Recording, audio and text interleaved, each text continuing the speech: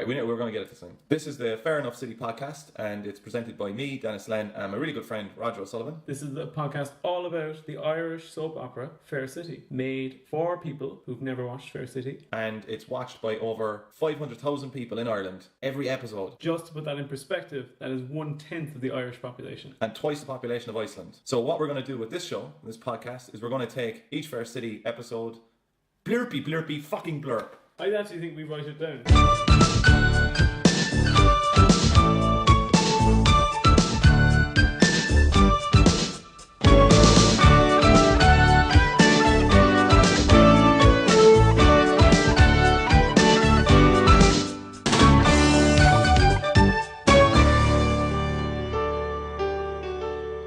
I actually nearly had a coffee nervous breakdown during the week.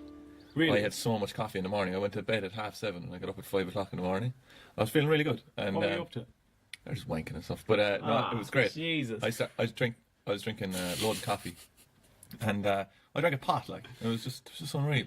And then at work, we always go for coffee on a Thursday. And I was having a coffee and I was like, yeah, this is grand. And then I thought I was gonna black out.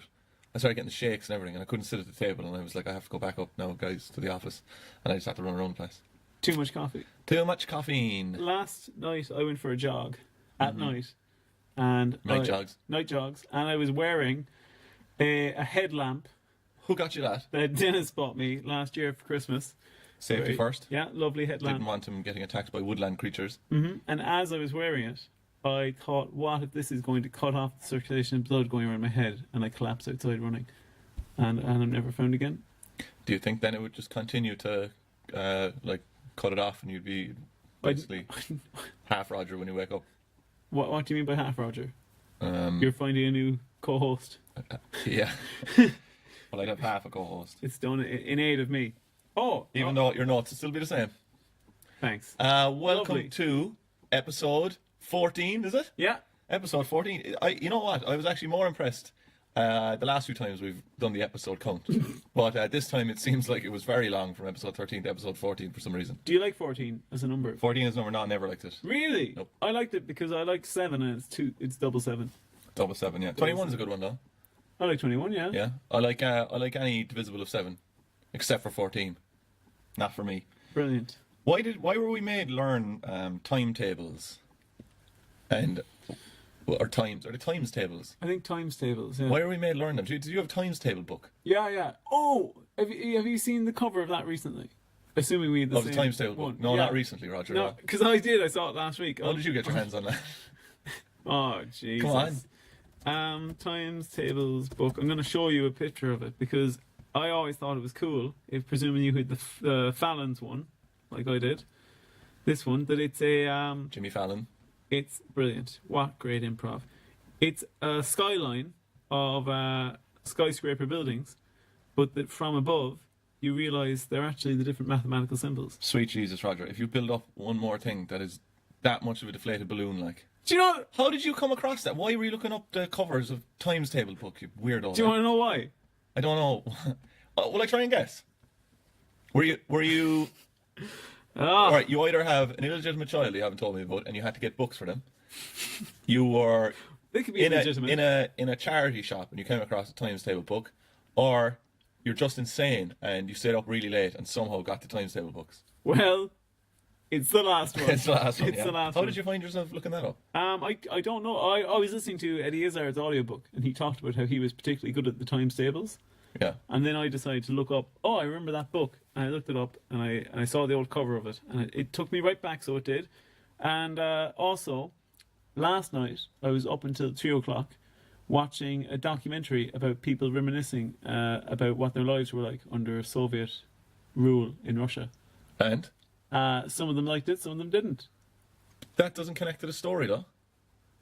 It's another thing I did was staying up really late. The classic storyteller that is Roger O'Sullivan. Oh, just because you don't. Do you have any Fair City news? No. No, none. Do you have? Oh, lads. Well, I had stuff last week and it was fucking torn to shreds. So let's see what all right, you Grant. have. Let's recap on your Fair City news over the last 2 weeks. 2 weeks ago, someone got post. What was it last week? I can't remember what it Yeah, was last I week. can't remember. I don't what it even was know if I did have it last week. I just felt like I'd front. So I was just reading around, looking up times table books, and the two boys who are responsible for Red Rock. Have you ever seen Red Rock on TV3? I know Joe Rooney was in it. Did you see those lads actually? Dodger and Rennis. They've got they're doing this Red Rock podcast. Oh, what? On Bodp. The problem with that, though, is that does have a definitive end, because I think Yeah. Red Rock was cancelled, wasn't it? Was it? Well, it'll never. Do you know that Fair City was initially in a life of 8 years? Why 8 years? What? Yeah. So they were just... They said we'll just plan it for 8 seasons. Isn't that mental? Why would anything even be planned? That's for a lot. 8 Did seasons? I tell you about... Do you remember Heartbeat? Heartbeat. I do. Exactly. Heartbeat was the scariest program in the world to me because Sunday. What Yeah. was it? Glen Rowe was on, and then Heartbeat was after that. I think so. And I'd rarely be allowed stay up for Heartbeat. Stay up for Heartbeat. Heartbeat, I recently found out that the proviso of Heartbeat was that it was always to take place in the 60s. I think it started, or I think I'm getting that date right, and it started, the first year of it was set in 1965. Yeah. And they had only anticipated it to go on a few years, but it went on so long that it got, in canon, it got as far as 1969. And then for 4 more seasons, every year was set in 1969. Like some sort of dystopian universe. There's two guys from that, Robson and Jerome. Is it Jerome or Are Jerome? they're not from Heartbeat. They are had a #1 hit But they in were the from UK. Heartbeat. Yeah, I think so. Yeah. You better get that right. But why? What laughing at me? I'll tear you to shreds, and you know it. Robson and Jerome, English pop duo who are active in the mid-1990s, I don't who see... rose to prominence via British television series Soldier, Soldier. There it is. Excuse me. I knew you were wrong. When the hell? I knew you were wrong. I knew you were shut wrong. up, I you did. little bitch. I knew you were wrong. Hey, there's only one little bitch here. And I was going to say something awful. But, Oh, okay. The Unchained Melanie. Shut up. They released a version of Unchained Melody, which stayed at #1 Unchanged Melanie. for 7 weeks on the UK chart. Do you know what I hate? Do you know what I absolutely hate? And we always do it. Is when people laugh at like mistaken words. I just googled Santa Paws. Oh, you said pause instead of applause. I just googled Unchained It was the Melanie. best. It was the best-selling single of 1995. Good for them. And the 2 further #1 singles, I Believe and What Becomes of the Broken Hearted. One of them is in Game of Thrones. Can't remember. I think it's Jerome, but I don't know. Yeah. Yeah. Well, they were in this series called Heartbeat, right? And they weren't in- Heartbeat was originally set in 1903, and they got all the way up to 1918, where they were all wiped out in the war. Which when was war? I ever watching Soldier, Soldier? Like, You weren't. what do you mean I wasn't? How did I know then? You didn't know. You got it mixed up. Oh, how did I know that they? That is the most stupid logic in the world. How did I know these guys existed if I never Everyone saw them? knows they existed. They were #1. Who would you be? Would you be Jerome, or who's the more annoying one? You'd be Jerome. So I'd be Jerome. Here, Jerome, I think. I'd be Cool Robson. Yeah, I'll tell you now, nobody wants to be Robson Green. Robson Green. Are That's you? his name. How did you find that out? I knew his name. No way. Yeah. How did you not know that he wasn't in Heartbeat sooner? So I told you he wasn't. Ah. here, if I have to rewind this. Oh, it's Jerome Flynn who's in. Yeah, you want to be this guy. Yeah. Who wants... He doesn't want to be him. Robson Green is cool, man. Whatever. My good God. Why were we talking about Heartbeat and stuff? Because you complained that I derail us, and then you did this. Look, I just Go on, Fair City News. what? No. You get... Go to Fair City All right, go on. News. Give us your Fair City news. So go Fair on. City News, they announced this week that they were sponsored by bread. Oh, Roger, that's not true. The Bread Council has... we were talking about Red Rock, and these two lads who were involved in making it, Guiney and Lowe. I suppose you're telling me they were on Soldier, Soldier as well, right? Guiney and Lowe, but they There's took, only so far you can push me. they took a shot for what you bait me. Yeah. They, I'm no Wayne. Wayne's World. They took a shot at Fair City when this article was written. I have no idea. Oh crap! This is only September 30th, 2018. Oh. If my calendar is correct, that was only recently. But these two boys, they're involved with Element Pictures, right? And I've lost the bit that I was meant to read. Great. But no, look, they said this is what it said. It said, God, you're good. You shut. It said it was really important in terms of giving writers and actors and directors a chance to shine in reference to Red Rock. And I think we are much better at doing that than RTE were on Fair City. Wow. And he goes, it was a really brave decision by David McRedmond, former TV3 CEO, to commit resources and at a station that didn't have any license fee. If you look at what they invested and what they achieved with that and contrast that with RT, it puts them to shame a bit. Wait, That's scandalous. I can't work out if Red Rock is still running or not. I thought it wasn't, but now it looks like it might be. Anyway, a friend of mine. Incredible. A friend of mine, her uncle. Oh, was it? Probably shouldn't say this. Fucking dinosaurs. I really shouldn't say this, but her uncle was a producer on Red Rock. Really? Yeah, I think her uncle was a What was his producer on name? Red Rock. I have no idea, and I can't tell you her Uncle last Sex. name. Sorry, Great. I had to go for them. Sorry, But- there was way worse words. I think she was almost going to get a part in it, but then it was cancelled or something, or it was up for whether or not it would be discontinued. I know we've talked about this before, right? But will we submit a script to Fair City? Because I think we should. They take take open submissions. Yeah. I'm the one who told you that. Oh, here we go again. Jesus Christ Almighty. So you don't want to. You've nothing to talk about. But then when I say things, you pretend like you've come up with it already. I came up with this. And then you just finish off my sentences, so it seems like you've just thought of it. Is that true? No. No. See?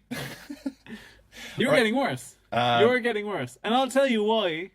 I'll tell you why he's getting worse. It's because I told him that I can't go for spicy chippies this week. You seriously not going for spicy chippies? I'll go for spicy chippies. You absolute But ingrate. I can't. You said yesterday that you would fit in spicy chippies and that you had to meet up with some girlfriend one. Oh, listen. Is that true? You can't go for spicy. Just look. Just say it if you can't go for spicy chippies. Listen, we'll see. And we'll cut this podcast. We'll see. We'll see. Oh, I've heard that before. But that's why he's mad. There's nothing sadder than a lone man out in Ballincollig eating a bag of spicy chippies You're on his just own. there eating spicy chippies. Your one inside in the chippy place is going to know you're not there. We have this theory that she thinks that we're the new gay couple that has moved to Ballincollig. And she's just like, oh, there they are again. Get real. They'd never think that. You asked to hold my hand. I You were so caught off guard by that. No, it sparks my interest. I don't know. I saw some old picture yesterday of these two lads holding hands. I think they were Americans or something, but it was back in the day, like a 100 years ago. But that like basically just in Western culture, that holding hands is, I suppose, kind of connected to nearly a sexual stepping stone. But in other cultures, it's like a very normal thing for men to do, to hold hands and be very affectionate to each other. And I just thought, Oh, what is this? I was just like, what if we were getting chips after this? And myself and Roger were holding hands through Bangkok. I was like, that would be it for me. That would be it for you. Yeah, no. Your dream come true. Funny. There was a guy telling a story though of how he was at an Indian wedding, and everyone was having just a chat or whatever, and this guy came up, and I think he might have been the father of the bride or whatever, and he was an Indian dude, and he came up and grabbed the American guy's hand and just held it, but then continued talking, because obviously it's just completely normal, like, and it was I think it's like a huge sign of respect too, you know, like as in, you know, welcome and whatever. But your man said that he was having like a nervous breakdown because he couldn't handle what was happening, like, but he was very glad that he kept holding your man's hand. Here's something, sharing that cultural stuff. Here's something interesting for you, based on hands and cultural differences. Is there are two big brands of hands, Airbladey style hand dryers. The Dyson Airblade, which Denis hates. Yeah, I do. I absolutely hate it. I love it, but you hate it because you're worried that you'll touch. But it's totally it's a germ zone. Like, the thing is blown just all over the place, so then it sticks onto what you're drying your hands with, and then you have to precariously stick your hands in through it, and you can't let the wind blow it against it, or you're going to get germs in your hand. It is properly more hygienic. They've started bringing it into hospitals because it does stop the spread of germs. Can you present me with any fact without a grin in your face of, well, Dennis, you're going to love this because you're wrong? No, because I love it, but. Is it more hygienic than a normal blowy one? Yeah, because that just blows it all over the room. More hygienic than a normal blowy? Yeah. You hate that, do you? You hate people laughing at funny words, do you? Anyway, a normal blowy one. My arse, please. What? What are you talking about? But blowing's got nothing to do with your arse, Roger. Oh, That girlfriend of yours is leading you astray, man. That's not a blowy at all. God. Got another blowy last night. Shut up. Oh, my arse is awful sore.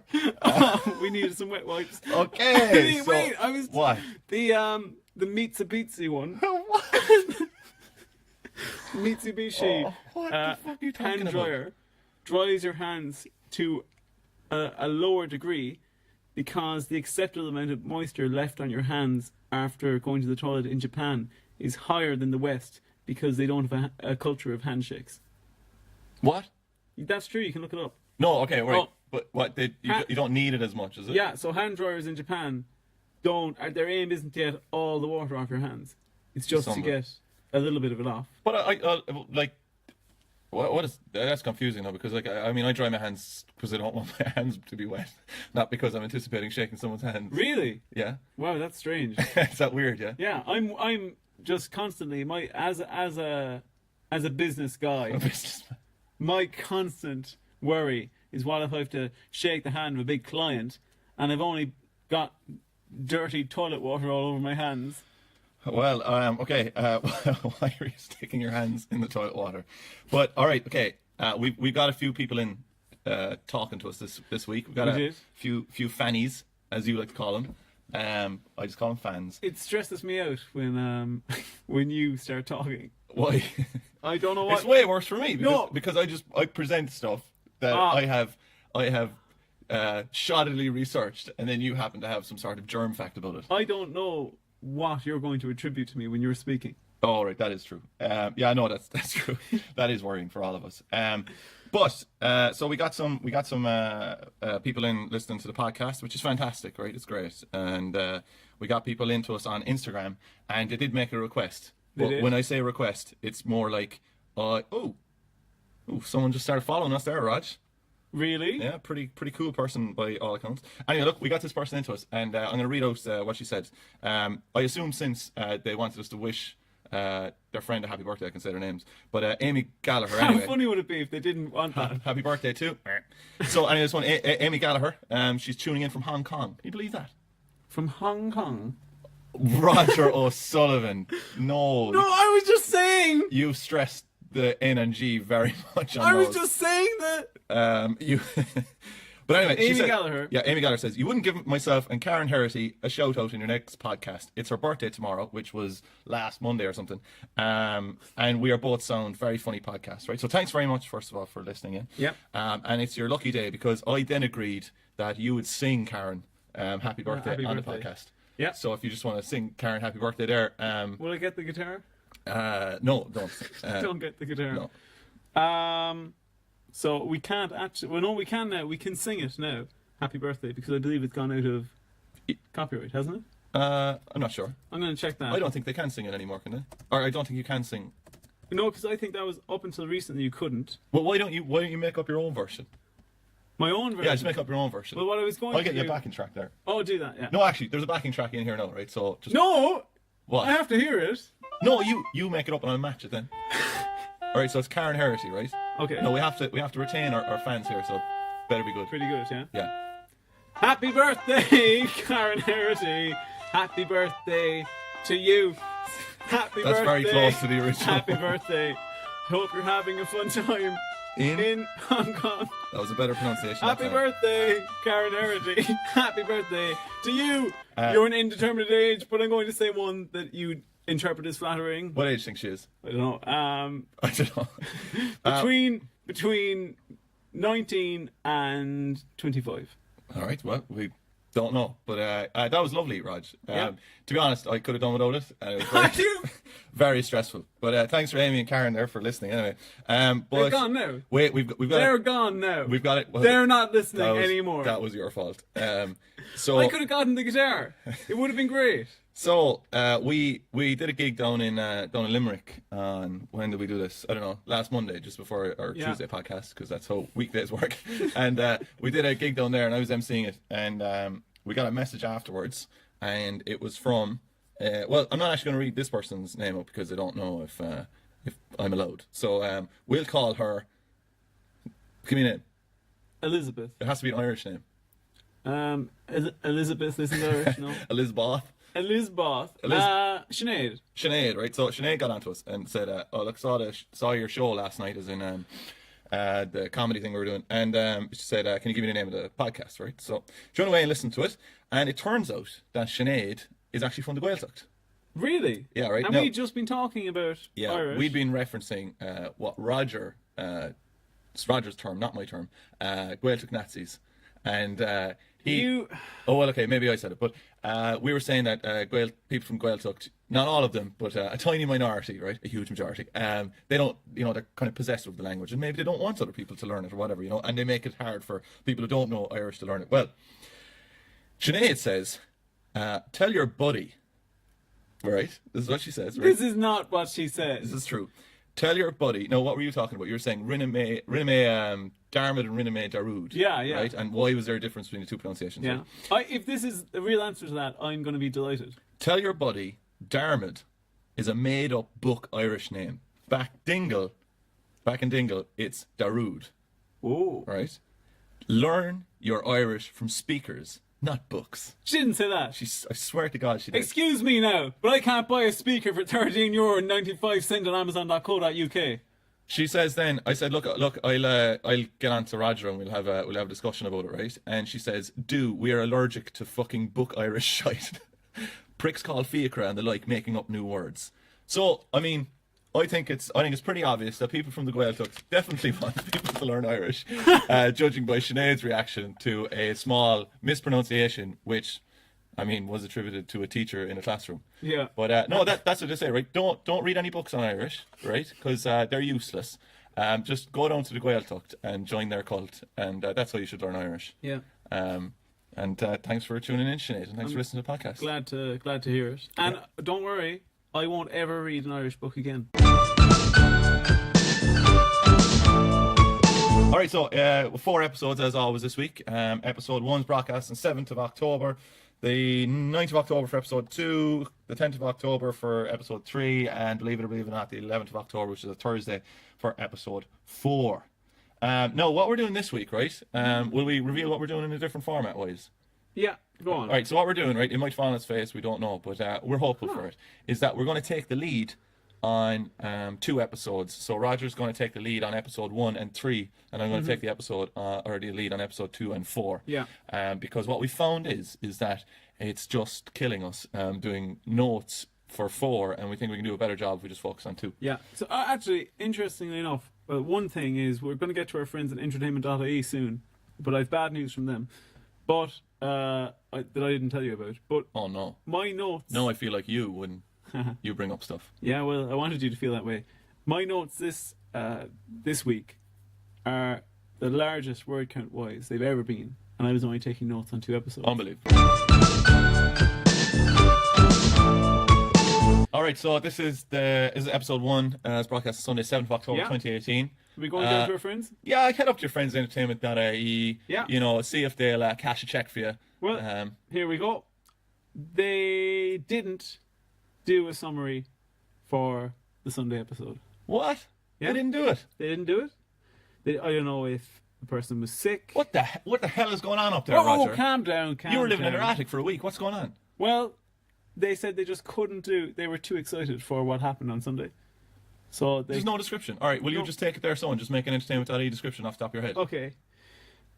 Will is out of his coma, but that doesn't mean that everything's okay with Mairead. Meanwhile, going well. Dolores is involved in another plot strand. And no, the cheeky bit at the end. Don't forget cheeky storyline bit. Don't forget Farah's home, and there'll be a bit of photographing. Oh, very good, brilliant. Okay, so this is well, actually, you're taking it away now. Yeah. So bring me through. Scene 1, lads. You did watch all the episodes. Yeah, I did. Okay. Scene. And did you take any notes on? Oh, I did. Yeah. No, I did. That just says. Oh, okay. No, look. It looks okay. It looked for a second like you had decided to take this opportunity to not watch Fair City. Oh, come on, Roger. Get a life. Like in Edinburgh, where you. What did I do in Edinburgh? In Edinburgh, you said, did you leave anything go? I couldn't watch the last one there because of my internet, even though we were working on the same internet. Anyway, so blow you off the Dyson. Go on. Scene 1, we're outside. That would be That would be unhygienic. Same one, we're outside the laundrette, and we have Melanie, Alex, and Cass. And Melanie calls Gavin, the estate agent, again to see if there's any wiggle room with the deposit, because guess what? She doesn't quite have the money. And Cass talks about a load of boxing shite with Alex and mentions Barry McGuigan and other boxers I've no knowledge of. Do you have any knowledge of Barry McGuigan? He's a boxer. Yeah. And his second name rhymes with McQuiggan. Oh, so you're an Yeah. expert. Could you tell me, without looking at my notes, what his nickname was? Barry the. Oh, I'll try and give a good. Barry Wow, you're very quick. Barry the Volcano. Barry the Volcano. What was his name? His actual name. Barry the Troubles did your McGuigan. phone just go off? I don't know. Did you message me? No, I didn't So you message could get you. out to me? I did not do that. Roger, can you please get on with this and stop looking at your phone and being disrespectful to the listeners? Fine. His actual name was the Cloyne Cyclone.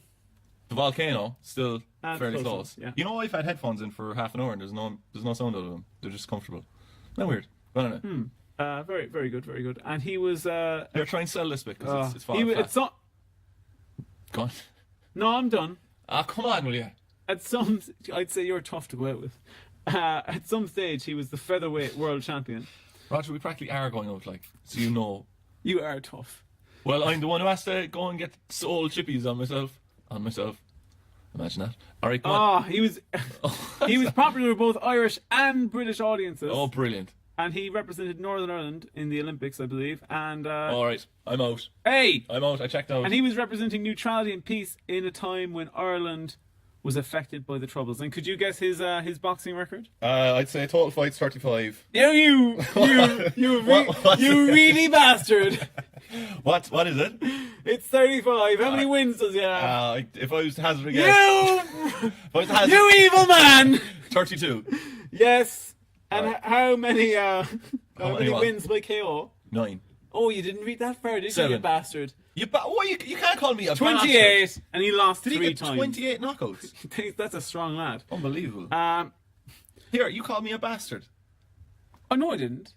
Oh, you didn't. All right. I didn't. Melanie referenced this to Cass, the fact that she'd have to pay a hefty price for Alex's dental work. I had to go to the dentist recently, and it is pretty expensive. But you can't mess around with your teeth. You know, we were. This was like, sometimes when you're on a night out and maybe you've got, like, I don't know, something on in the morning or whatever, and you're in 15 minutes of that mode where you're just like, oh, I'm having a great laugh, and then you're like, oh no, I have that thing in the morning, like, that's going to be hell to get up for. That was the same thing there when we were talking about Barry McGuigan. I was like, oh yeah, he's a boxer, that's class. And then you started talking about Fair City again, and I was like, More Fair City. God. Yeah. So scene 2, we're in Dean's house. Chris is upset about the way that Will and Mairead have tried to make amends, despite the fact that clearly there can't be anything left there, surely. And Chris says to Mairead, I really didn't know about you, as if that makes the whole thing. You know in this bit where Lee and Sasha, they went to an event together, right? And it was meant to be pure business, but Lee fancied Sasha, Yeah. right, which was fairly obvious. And then Lee jumps straight to, I'm going to ask her out. Yeah. That's not, like, when he said ask her out, did he mean... This isn't in this scene, though. That's the next scene. Does he not say that he's going to ask her out? They're not even in this scene yet. Okay, go on. What was happening in your brain What there? were you just talking about? Those characters. I was talking about Chris and Will. I And didn't hear that at all. Here, man, if I'm not listening, like, they're not listening. Okay, scene 3, your favourite scene, because you couldn't fucking wait for it. We're in the unnamed shop. Dara pretends to fix Lee's hair to mock him about the This seems sash. familiar. Yeah, sash coming in with Charlotte. And You know what, right? You were getting on my back the last time, right? Last Saturday. You were getting on my back in the last podcast, saying that I love Sasha and all this, right? you do love Sasha. But you're the one who shortens her name to Sash the whole time. You can hear the affection in your voice, like. That's because I want Sash. I want Oh, to Sash. type less. What? Says the man with the biggest word count ever, and he can't put in another A. Well, yeah, of course not. With Of course an extra, not. With an extra A, we would drive it over the edge. Or go in, buy a times table. Lee was throwing serious shapes. That's what Sash says about the night before. And Lee tells Dara that he's going to ask Sasha out. Does this sound familiar to you? You big old Anyway, cunt? the way you called me a bastard and a big old cunt, and we're on scene 3. I did not. What? I said you big old runt. Well, you know what? It's good enough, because I can't even remember what my point was. Go when I was on, talking. make No, your point. I can't remember. Oh no, go on, make it. No, I actually would if Make I your could, but I point. can't remember it. It's tearing us apart, Dennis. So So we're going to have to listen to your old shite here now again. Oh, Come on, thank it was you. your idea to take the lead. Carol and Robbie run into each other, and despite the fact they work together, they act like this is a big deal. Carol says that Nora and Jack are glued to their cartoons. Now, Nora is Robbie's mother, correct? Yeah. And she's looking after Jack. But Carol doesn't say, like, oh, Nora's looking after Jack. Jack's glued to his cartoons. She says it as if Nora also likes Saturday morning cartoons. And what does Robbie pick up in the shop? I don't know. Go on, tell us. Maybe you're good for something. Go on. Oh, a half loaf of Pat the Baker. Really? Mm-hmm. And there's people buying bread for all these 4 episodes. And I'd said that it was sponsored by bread. When? The start of the podcast. Oh, I'm zoned out. You. Scene 4, come on. We're in the hospital. Dolores comes to visit Mairead. Oh, no, come on. And apologise for lying about everything. Dolores tells Mairead her story about her first husband cheating on her with her best friend. Mairead asks, was your best friend a man? Which I thought was a very funny line. Yeah, I do. As if she's like... Well, no, they're saying in this, like, if we were to talk about this genuinely, Mairead is saying, yeah, but it's worse because my husband went off with a man. Do you think that that's worse? I actually think I'd find it... I think it's worse. I think it's worse because of the... And I'm not, like, getting up on my old high horse couple here. But I think it's worse because of the society that, like, they're living in. So it's, like, people are going to deem that as being stranger than just a normal... Okay. I'll give you marriage that. infidelity. On a personal level, though, I think if my girlfriend left me for a woman... You would try and set something up, like... No. You'd be like, here. No. Dennis, come on. No, but Bring her back there now and we'll put on... I'm not Ross. We'll put on the Bee Gees. I'm not Ross from Friends. But the Bee Gees. But if my girlfriend left me for a woman and told me I was actually a lesbian all along, I'd feel a bit like, well, at least it's something bigger than just I wanted a different man. Do you know? Man, this is seriously intense. Is this something you've been thinking about? No, I just think that's how I would have interpreted What you think? this. You think it'd be less bad? Yeah, I think it would be easier to take to be like, listen, I've been living a sham. So you could just say it wasn't me. Whew, it was women. Yeah, and I like women too, so I get it. And would you be friends then afterwards? Yeah. And then you try and work out. You're sickening. As you like to say, an old traceum. I do not say that. I don't know why you pronounce things like that. Scene You're 5, evil. we're outside. You're evil. Oh, actually, there's one more thing that happens in that scene that is on the nose as you can get. Mairead is like, oh, maybe, I don't know, maybe him and Chris is over. And then Will starts going, Chris, as he wakes up in bed. There's so many of those moments. There's one moment in one of these scenes in one of the episodes where it goes, Dean says, Dean, who they're all living in his apartment lately. Poor Dean. He's cracking up, but they're all living in his apartment, and Will goes, here, look, I'm going to keep my family life out of this apartment. And then all you hear is, knock. Yeah. And it's his wife. Yeah. Comes straight in. Scene 5, we're outside. Melanie drops her bag. What? Because the handle rips. Oh, yeah. She breaks her bag, and then she ties it in a knot. Goes everywhere. Yeah. Cass butts in again, and he says that he has to go home to the hoovering duties. The most interesting thing we learned about Cass in this, Cass is an old fella in this, and there's 2 other old lads, Charlie and Bella, and they all live together. They live together, yeah. And Charlie has a rota. Yeah. I used to like Charlie, but I think he's a bit of a prick now. He's a rota. Yeah, Have you ever had a rota in where you've been living? The most, no, someone put up a rota before, right? And then what we did in our apartment, this is in college when we were just animals, we then upped the ante with that, and we released an apartment newsletter. Oh wow! We printed it out. I made a great job of it, like, and so whenever the rota would go up, we'd put up this newsletter as well. This is the most passive aggressive, hilarious thing I think I've ever been involved in. What we used to do before as well, if you're having pizzas, is you love pizza. This is a good tip now for any college students out there, right? Because I know you hate washing up, right? And if you're in student accommodation, you probably don't have a dishwasher unless you're really, really rich. And if you see them piling up, right, all you do, especially if you're having an old pizza or an old Carol's lasagna, is you get tin foil and you wrap it around the dirty plate. And now you got a clean plate. Oh, that's sickening. No, wait, right? Then you pop your food on that one. Oh, no, you got dirty tin foil. Hey, put a bit of cling film over that. No, you've got a clean plate again. Ah, Dennis. Cling film getting you down? Put some tin foil on it. That's disgusting. We had the fattest plates in the whole apartment complex. I just don't understand why you didn't put tinfoil on a clean plate first day and then keep replacing the tinfoil. Why not? You'd be losing out on one go. You're logical. Sickening. All right, what's happening? Let's go back to Carrick's. Jackie comes over and he asks Alex how he's feeling with this whole tooth debacle. And Melanie tells her that... It cost him €600 to get the tooth fixed. It did, yeah. That's very expensive. Well, it depends, I guess, what would be wrong with it. Do you not think? Oh, if you do get your tooth knocked out, put it in milk. Yeah, they did that, I think, in the last episode. And Melanie tells Jackie that her credit card wasn't working for Alex's dentist because of a glitch in the system. Now, That actually made me feel stressed. saying glitch in the system. Yeah. Yeah, because nothing is ever a glitch in the system. I was in Subway before, and I went up to the counter, and it was myself and my good friend Dermot, and I went up, and I forgot my PIN right as I was putting it in. And it was genuine. I couldn't remember it, but it, basically looked like I just Yeah. wasn't going to be able to afford to buy 2 Subways, which wouldn't have been unusual. And Dermot goes in front of everyone, "This is happening a lot lately," and then everyone's laughing at me. Oh. Then I had to ring my dad because the PIN got sent to my home address, and I was like, "Can you go get the letter?" And then he was like, "Well, did you see the Chelsea match?" So then I started getting very mad at him, and then he got mad at me. So Great. good old day out for everyone. Brilliant. Just a bit of point of reference there. Dennis has forgotten his cash or his card about 10 times since I've known him, and I'm always stuck paying for it. Anyway, Absolute lies. So You have me broke. Go on. I have you broke, do I? And then Melanie gives her €600 in cash in a brown envelope and tells her, the apartment's going to be fine. But you know what? That's actually weird, because when she gives her the €600 in that weird brown envelope, that does kind of say that it was actually a glitch in the bank.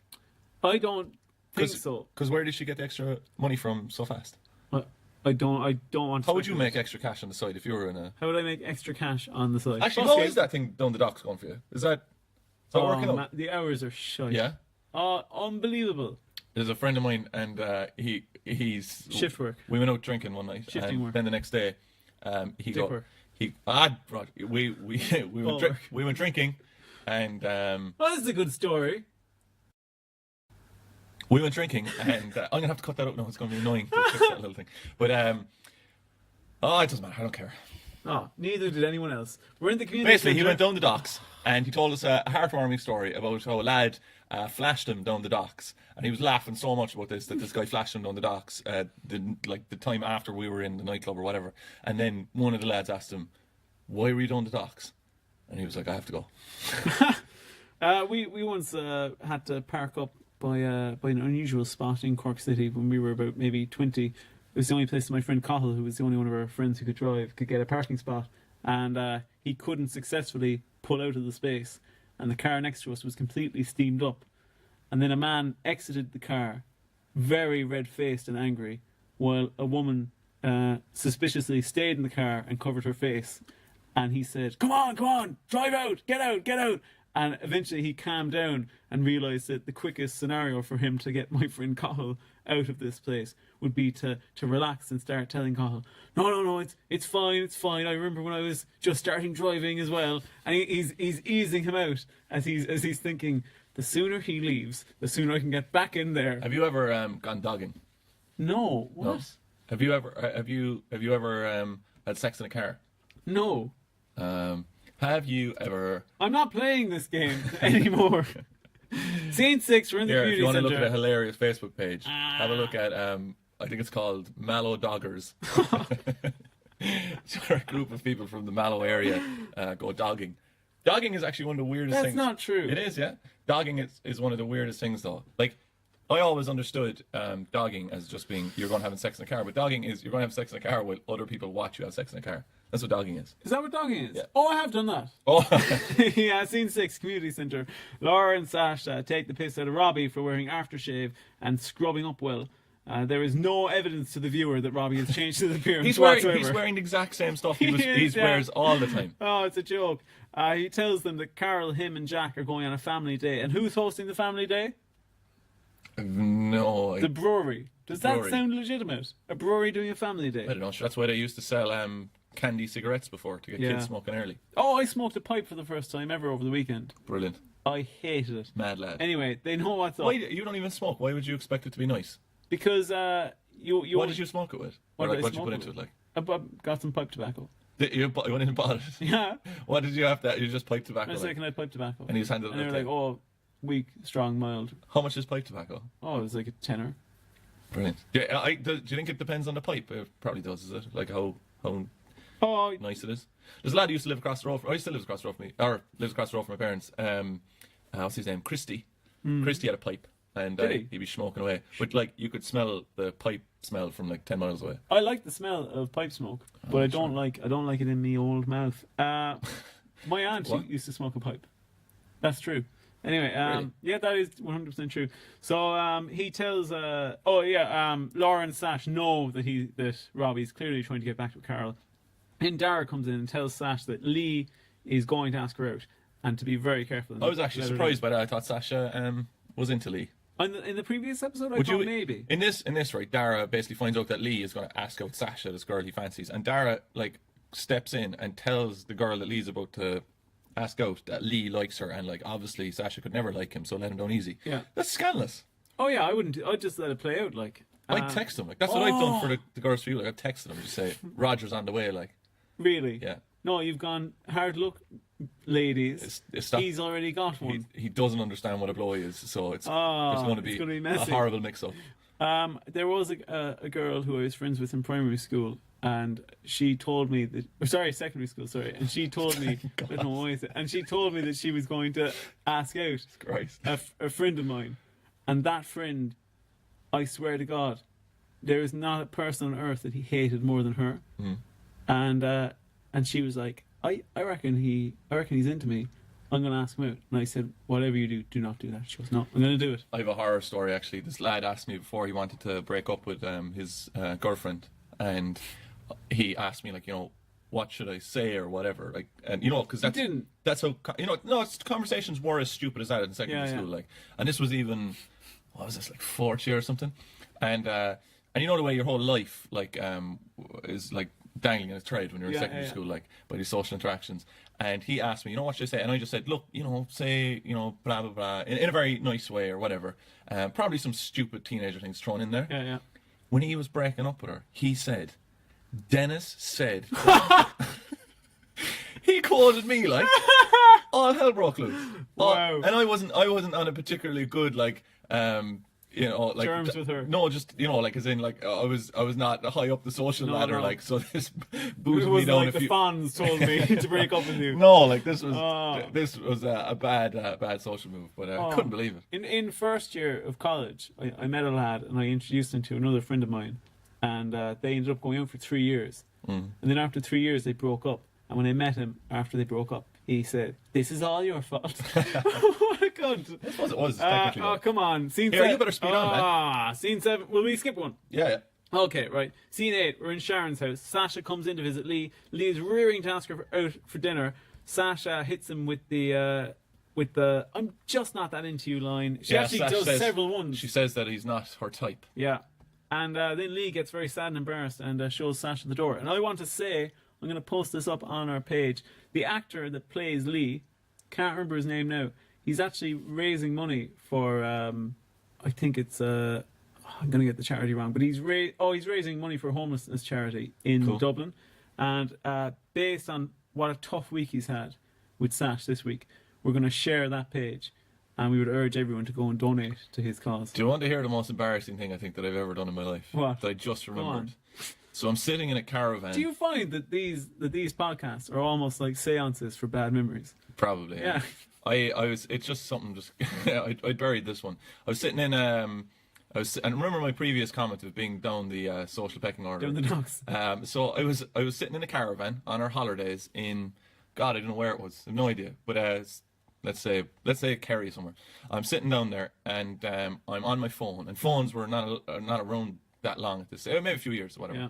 So I was using an old Nokia, and I remember texting this girl who was fairly completely out of my league, and I got it into my head. I was listening to. I'm actually getting, like, I swear to God, I'm getting like the hot sweats now thinking about this. I was listening to Weezer at the time. Oh God, I know. that's so sad. That makes it 10 times sadder. That's the embarrassing thing. So I was listening to Weezer, and I said, you know what, I'm going to go for it. And I think what's after triggering this, right, is the fact that Lee said, I'm going to ask her out, and that there was no build up to that. No. He's going to ask her out, but what he meant was he's going to ask her on a date. Yeah. But I went from 0 to 60 Oh, you did not. and just said, like, No. will you be my will you be my girlfriend? Pretty much, with no no reason for that to ever happen. Yeah, I had a complete misunderstanding of how things worked. How did it work out? Not great. We did not become boyfriend and girlfriend, and it was a pretty sleepless holiday after that. Yeah, I'd say it was a bad holiday, was it? Jeez, that is bad going. Oh, I asked a girl out in secondary school. I text her to go out for the old movies, and my phone locked that night because I turned off and I forgot I entered my PIN the wrong number of times, and then I got a puck code. Yeah. And I just saw her in school the next day. Yeah. And I couldn't gauge from her reaction if she was like, "Oh, this is awkward," or if it's awkward that he never texts me back. And so I just never spoke to her again. oh, God, Joey. Oh, You're horrendous. so we're scene 9. We're in the hospital. At least I took a shot. Yeah. But no, I was like, listen, I'll move on. Chris says that I should unlock that phone. You disqualified yourself by technicality, like. I just went in with an IED and blew myself. Yours was. I find yours so stressful. Oh, it's terrible. I'm still not over. Like, as in, I'm still now going through it again. Chris said we're in the hospital. Chris says that he should give Will and Mairead some space. Mairead says it's too late for that. Will says that he still loves Mairead. It's just different. We bounced now. back and forth for this whole thing. Yeah. Phoebe walks in, and she can tell that something's up because she's quite perceptive. Yeah. And then she asks them, like, listen, what's the story? Is there something up? Then we get an ad. Then we come back. She's sat next to Will on the bed, which can't be safe. She could be on an IV line. She could be creating bubbles in an IV line, which could go on to kill him. And then they tell Phoebe that, there's nothing going on. No, it's all just... it's just in her head. They gaslight Phoebe, basically. Yeah, they do. I didn't see. I was actually having a discussion about gaslighting again with my friend Dermot over a coffee. Yeah. And you told him he was crazy, man. I said, "There's no such thing as gaslighting. You're mental. You're a crazy. You're guy. mental. Oh, but I really like you. But you're mental. You are mental." No, we were just discussing it, and it's funny when you present gaslighting to someone, and then they're like, "Oh yeah, that's what happened to me, a few years ago or whatever." Yeah. When you're just presented with the term for something, and then you're like, "Oh yeah." Yeah. So scene 11, we're outside. Melanie calls Gavin again to discuss shifting around on the deposit. She tells Gavin that she can't take the flat if they can't change the deposit. So now she's close to homeless. Scene 12, in Station House. Is that the bit where she cries? Actually, I thought that was terrible. Oh yeah, she pretty much. She's got to cry. I think that's actually a really good sign of an actor is if they can cry well. I actually think Melanie is a very good actress. No, she is. Yeah. But you kind of said that like there are bad actors. No, because you said I actually think she's a good one. Did I say that? Pretty much, yeah. Oh, sorry. I thought they were all really good. Here, let's skip on, man. This is going on for ages. Yeah. Scene 13. Okay. Hospital again. Melanie's scene 14. Maybe? Scene 14. Yeah. Scene 14. Melanie is having a nightmare. She's having a nightmare. Here, man, she's on her phone constantly. Oh, the reason she's on her phone is so much is because they don't have to bring in actors then. So they can just have one-sided conversation. She can talk to multiple people. Like, there's the landlord, never meet her. People working in the bank. I felt bad for Gavin. I did too. I liked him. Gavin is the estate agent, and he was in the last few episodes. And now she's just been talking on the phone, but we can't even hear his voice on the phone or whatever. So obviously they've cut the actor out of these episodes. But if that happened in America, I'd say you still get paid. There's very strong actors guilds, unions, and all that kind of stuff. Did you know that early on in Seinfeld, I'm sure you do know this, in the first season of Seinfeld, they wrote an episode that didn't include Jason Alexander's character, George Costanza. And that was such a big deal that they didn't include his character at all in that episode that he went to the production staff and said, listen, if you don't need me in this show, I'm going to walk. Yeah. So, it's a big deal. Gavin should have done that. Turn up to RT. Jason Alexander, though, is a ballsy character. Oh, like the guy? No, he's just got huge balls. Scene 15? Scene 15. This is still the... are we still going on the... Melanie having... Is scene 15 in the station? Yeah. Is this where the characters start playing a Jenga tournament? Oh, I have listed here, everybody in the world of Fair City is taking part in a Jenga How many tournament. players can play Jenga? 4, And they have teams. So every second goal, teams of 9? Yeah. The whole place playing Jenga. On Monday, I tried to start playing a game of Jenga with our friend Thomas. Oh, Thomas again. When we were up in Limerick, and immediately I've just laid the Jenga board. We're going to have a mad Jenga time, sponsored by Jenga. And then Denis says, "Let's go get pizza," and I have to stack them all away again. What? Well, actually, that's incorrect. You said, "Do you want to go?" And I took out a piece that would obviously knock it, and then it was knocked down. So then we go for pizza quicker. You big twat. Okay, Mairead is telling Phoebe to pack up as they'll be going home to Cashel soon. Have you ever been to Cashel? I have been to Cashel, yeah. You've been to Cashel? Cashel is beautiful on a lovely day. Really? Yeah. Have you been to Rock Cashel? No. It's lovely. Do you want to go there after this? I can't. I've plans. Sorry. So Dean Here, comes man, in. are you going to complain about not getting spicy chips? No, listen. What time do you have to go? It depends. What does it depend on? What does it depend depends on how quickly we get through Fair City. That's not true because you have a defined time. Yeah, you do. Well, what time? We won't talk about it now. What time are you meeting up with her, Roger? I'm not telling you.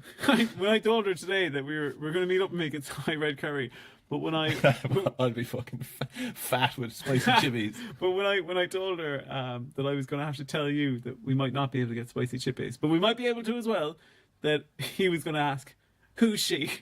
Who's this other woman? And then I said, it's going to be like Will and Mairead. And she said, who?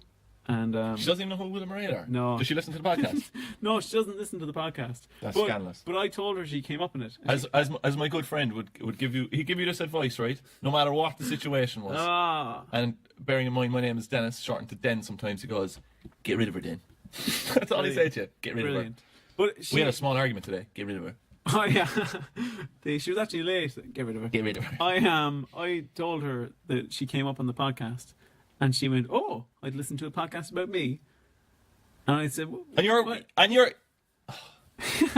God." Oh, so anyway, Cristiano calls round while Mairead is trying to get Phoebe out of the place. They decide to move back to Cashel for the time being. You have a note there. Mairead has some arse. Roger, you can't be writing that down. You can't be writing that down. That's what an actor's arse. You have that note. That's actors. Dennis has that note. We have one rule here. Dennis! Don't talk about the actors' arses. And you break it. Scene 18. Break what? Scene 18, we're in the hospital.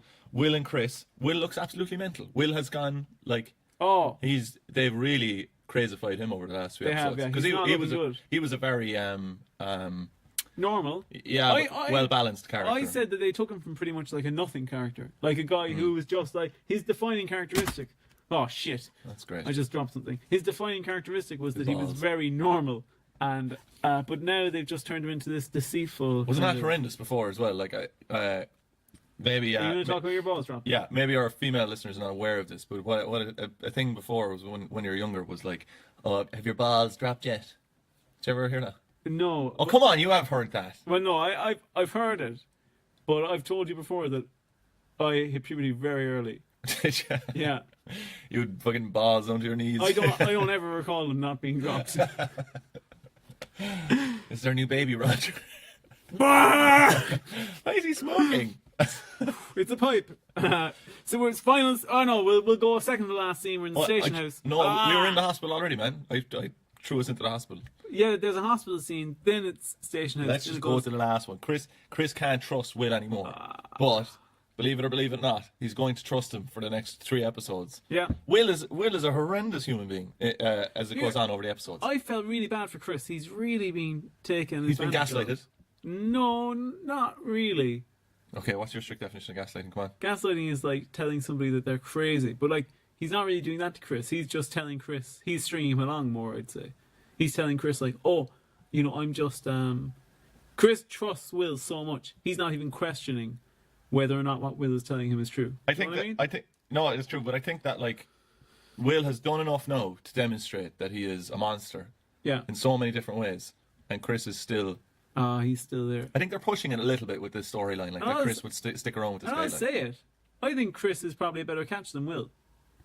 You see, first of all, you mentioned Melanie's arse, and now you're saying the looks of these two characters. I didn't mention Melanie's arse. Oh, whatever. Like you mentioned that. Oh, you and your definitions. Who mentioned this? Whose arse is that? Roger, did you forget about your questions that we have to ask you? No, I didn't forget it all. Go ahead. You're crazy, man. You're losing it. All right. So, how are you feeling after that? In this podcast now, how are you feeling? I'm feeling like you're very resentful of the fact that I have a girlfriend. I don't know where you get that from. I think it's total rubbish. And I think if she wants to come in here and bulldoze our spicy chippy day, well then that's her problem. But yeah, no, I think she's great, and I'm glad you're together. So thank you. How are you feeling in comparison of this time last week? This time last week? I'm definitely better this week. Yeah. Because that episode was not steaming garbage as last week's No, it episode wasn't. was. Oh, just thought of something. I have to lead the way on episode 2, Yeah. so I'm not looking forward to that. So you're feeling much better, like mental health wise, in this stage of the podcast, pretty good. Yeah, pretty good. Alright, pretty good. And who's your favorite character in that one? Favorite character in that week, I'd say, or that episode, I'd say Lee. Lee? Yeah, poor Lee. Why? He's kind of let down. Cheeky chappy? Feel sorry for him? Yeah, I felt bad because it. Would you get off with Lee? No, not personally, but I felt bad because. Well, Lee, no, it doesn't have to be personal, but would you get off him? No, I wouldn't get off with Lee. But if I was of that persuasion, I may get off with Lee. We're on to episode 2. This was broadcast on Tuesday, the 9th of October. Yep. That is the 10th month of the year. Wow. Yeah. Jeez, somebody doesn't need their times table. Some people actually call me the human times table. Human times table. So, Human table time. oh, it's me. Did entertainment.ie? They did. They came true yeah. on the next day. So Will begins to realise he can't have his cake and eat it, but can he keep Cristiano on side? Elsewhere, Melanie does her best to hide her housing troubles from Alex, while Tommy tries to intervene as Jane and Paul spar over a lost item. Also tonight, Farah is back, and Sharon soon spies a matchmaking opportunity. Whoever it is, he surely couldn't be any worse than a sociopath who hides young girls in locked rooms for months on end. That's true. Is that That's actually what in it there, says? yeah. So there's that. Okay, go on. Can you say that again?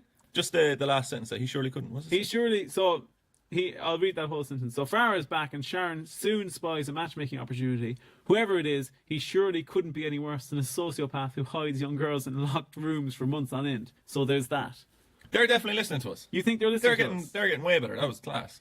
Well, I think if they were listening to us, they would have done a Sunday one. Well, maybe they wanted to No, throw that, us. actually, I will say this one's so good that the Sunday one. This episode. No, this description. Oh, it's fantastic. They're not being a Sunday Fantastic. one. They're not being a Sunday one. It's fine. All right, so Take this it away. scene, we're in the supermarket. Scene 1. You'll notice a real pickup in the podcast episode here as well. I'm leading the episode on this one. Yeah. Yeah, it's just going to be a little bit cheekier, a little bit more. Ladies and gentlemen, your co-pilot has just taken over. Location, the supermarket. We're Dolores and Renee. This is one of the stupidest things I've ever heard in Fair City. on. Dolores got a free camera from her son after some lad left it on a merchant ship, Yep. and then her son stole it, Yeah. basically, That's and fair then enough. sent it home to Renee. Yeah. Because Farah likes cameras. Yeah, but that's the stupidest thing I've ever heard. Anyway, Renee wants to give that camera to Farah when she comes back today. Farah's back, everybody. Farah's back. Are you excited about that, Dennis? Farah's back. And in she arrives, right? And Renee gives her the camera and tells her to take it for a test drive. Yeah. No, Farah was up in Galway, or crossing Galway if we're in Carrickstone. Was she not in Connemara? Oh, no, you're right, I think. Galway. And she's up doing a photography course. And herself and Jake actually broke up, as we find out. Yeah. And she says, I learned some new skills and I'm well up to date on the editing side of things. And Fair City, as far as I can see, it has like a 1970s understanding Of technology. but of the future. Do you know what I mean? But the future is now current. Like they have the weirdest references to stuff. But so Renee's son is Jim, right, who's in the Navy, Right. and they have a saucy line here. Someone's asking Renee about the son. He goes, he's in his element, one port at a time. Read into that as you will. Now, Dennis. Scene 2, we're in the street. It's Alex and Melanie. In the street. Melanie won't let Alex help her out with the financial crisis that they're Oh experiencing. my god, this week stressed me out. Melanie stresses me out so No, you're much. you're a little bit more of a cooler head when it comes to these things. But Melanie won't let anyone help her out in the financial crisis. Right, they're close to homelessness. Yeah. Do you think she's correct to be trying to do it on her own? No. No. I don't know what it is, but it stresses me out so much that she just won't take help. She can't take help from people. And it stresses me out. I was reading this thing about a guy. This is a guy like writing it as it was happening, and he was saying he was close to homelessness, and he's probably going to be homeless in a week. And he was like, "What'll I do?" And there was people who were formerly homeless, like giving. It was terrifying reading it, giving him some advice and stuff. But like if you have money, obviously, if you're like just about to be homeless, have no money, this is no good to you. But one of the things is to get the cheapest gym membership you can, so you can shower. Oh. Which is a pretty good trick. That's good, yeah. And also, if it's just a case of like you're going to be homeless, but you do have, let's say, you do have you can get a job, whatever. get as many jobs as you can at different shifts, so you're on the street the least amount of time. Oh wow. So like try and get a day job and then try and get a night job if you can. Yeah, That might be useless. Like I mean, you might not be able to do that or whatever. But it was pretty interesting reading it, but also kind of terrifying. And the other thing they said, right, is that you have to exhaust every avenue when it comes to friends and families, and that like sometimes like you just have to fucking ask like some cousin you've never talked to before or whatever. And don't be afraid to reach out to people. So if Melanie could just do that, we'd be sorted, less stressed. There's an absolutely fantastic bit in this way. Go on. He wants to get a job in a nightclub.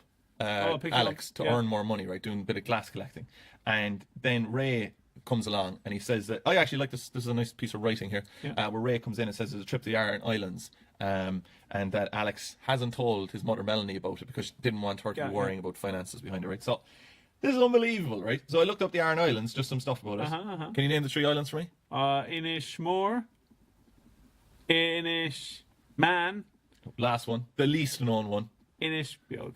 Inishir. Inishir. Yeah, all right. So this is unbelievable. This is Wikipedia, right? Playing games with my head. Go on. So I looked up the Aran Islands, and it had like references to popular culture, right? Janine, what's her name, Garofalo? Yeah. She was in The Matchmaker. I think it's a 1997 film. Oh yeah. That was set in the Aran Islands. Really? Yeah. Right. Now this is unbelievable. The 1984 hit song "The Riddle" by Nick Kershaw. Now we might famously know it by Gigi D'Agostino. No. You definitely know that song. I have no idea. No. There's a man in a. Oh, near a tree by a river, there's a hole in the ground where an old man of Aran goes around and around. In the mine is a beacon in a blah, blah, blah, blah. Have you never heard of that song? Not a clue, no. Anyway, right. So, a popular one before. But it's Go on, yeah. So, it mentions a man of Aran, right? Wow. Which is unbelievable. Yeah. Right? And then it says, the writer, however, is on record as having saying that he simply made this up. It does not actually refer to anything connected with the Aran Islands. Wow. Wow. And when is your side of the podcast going to pick up? Oh, you're doing my bits? No, I'm just waiting for you're stealing my personality. No, That's no, cool. I'm not. That's great. What's your favourite island? My favourite island? Inisheer. Oh, come on, what's your favourite island? My favourite island, like full stop. Any island. Any island. Can it be an archipelago? Yeah, it can be whatever you want. Japan. Very nice. My favourite island is either Inishbiggle or Rotten Island. Rotten Island. That's you. That is you. That is you. Yeah, there's a Rotten Island. There's a place called Rotten Island in Ireland. That is you. And there was 2 people living on it in 1956. How many islands do you think there are in Ireland? Don't know. 50. 80. Ah, jeez. And what do you think the population of the Aran Islands is now? What, like sub 1,000? 1,200. Oh, really? But it's weird, right? In 1841, right, because I just have a few little facts, there was 3,521 people living there. And so then I was like, oh, this is going to take a sharp decline, during the old famine years. And it didn't. Really? Yeah, oh, well, they would have been... Yeah, but then I was thinking, I was like, oh, maybe they weren't affected by any of that crack. Like, they would have been... They would have been ate and fish. Ate and fish, Why, actually, you probably know this, you've got a few famine facts up your sleeve. Why were fishing towns as affected? No, they weren't as affected, no. It was just, basically, very... inland places then. Well, you see, a lake, like Shannon towns and stuff like that. You see, well, I would have to go research this to get you the full answers, but I believe that people. No, make it up. But people were still affected. People were still affected because you would have had a culture where a finite number of people would have been, or a small number of people would have been doing the fishing, and it wouldn't have been subsistence fishing. It would have been fishing to sell. So you would have still had people that couldn't buy the fish. Yeah. So there still would have been knock-on effects from that. But by and large, I think that they were less affected. There you go. Professor Roger. Scene 3, we're in Vino's, Paul and Jane. Go on. Jane's lost a bracelet. I bet you liked this interaction throughout this episode. I absolutely hated it. And What what are you getting at here? No, I just thought you would have thought... Because you like conflict. I like conflict. What a passive-aggressive thing to say. You love drama. So I was just thinking... But you always say to our girly friends, oh, drama just follows me around. That's what you always say. I say about myself? Yeah. Yeah, I say that to them. Yeah, I do. Drama just follows me around. Yeah, but you are the gas one. Oh. Right, so Jane lost her bracelet, might have left it in Paul's after their night of shagging. I just want to point out as well in this, I think Paul is absolutely horrible to her in the next 2 episodes. Yeah, he is a despicable human being. He'd be saying things like you'd be saying to girls. Oh, wait a minute. What? Paul Brennan. Paul Brennan. Paul Brennan, he listens. Oh, I know he does, yeah.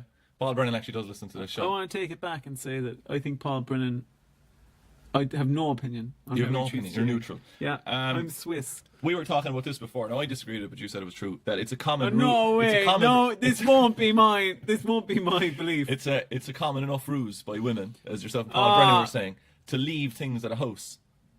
To go back. Yeah, to go back then. Has that ever happened to you? Well, I remember once you kept my charger. And then you said I had to call around to get my charger from you. So I don't know what that's about. I had a saucy night there one night, and I woke up in the morning. This is already made up. No, it's not. I woke up in the morning and your one was gone, and she'd left a gas heater inside in the bedroom. That's not true. It is, yeah. That can't be true. She had to come back and collect it. Scene 4, we're in the hospital. Scene 4, we're in the hospital. It's a serious doctor, Will and Chris. Will is absolutely mangled and wants to leave the hospital. Yeah. Doctor Nurse, according to you. Chris goes a bit. God. Lulali. No, he goes. What's the name of that? Racially charged Mexican mouse? The Reba guy. I actually have no idea what his name is. Will you look it up there? Is it? It's not like Jose Gonzalez, no? Or no idea. No, that probably is a guy. Yeah, probably. That is a guy, isn't it? Accidental racism. Speedy Gonzalez. Speedy Gonzalez. So Jose Gonzalez. No, it's not. I'm gonna look up who that is. Speedy Gonzalez. Well, maybe it's actually more kind of Manuel Fawlty Towers like. But Chris has a line in this where he, in reference to Melanie or something, goes, "She's not as stupid."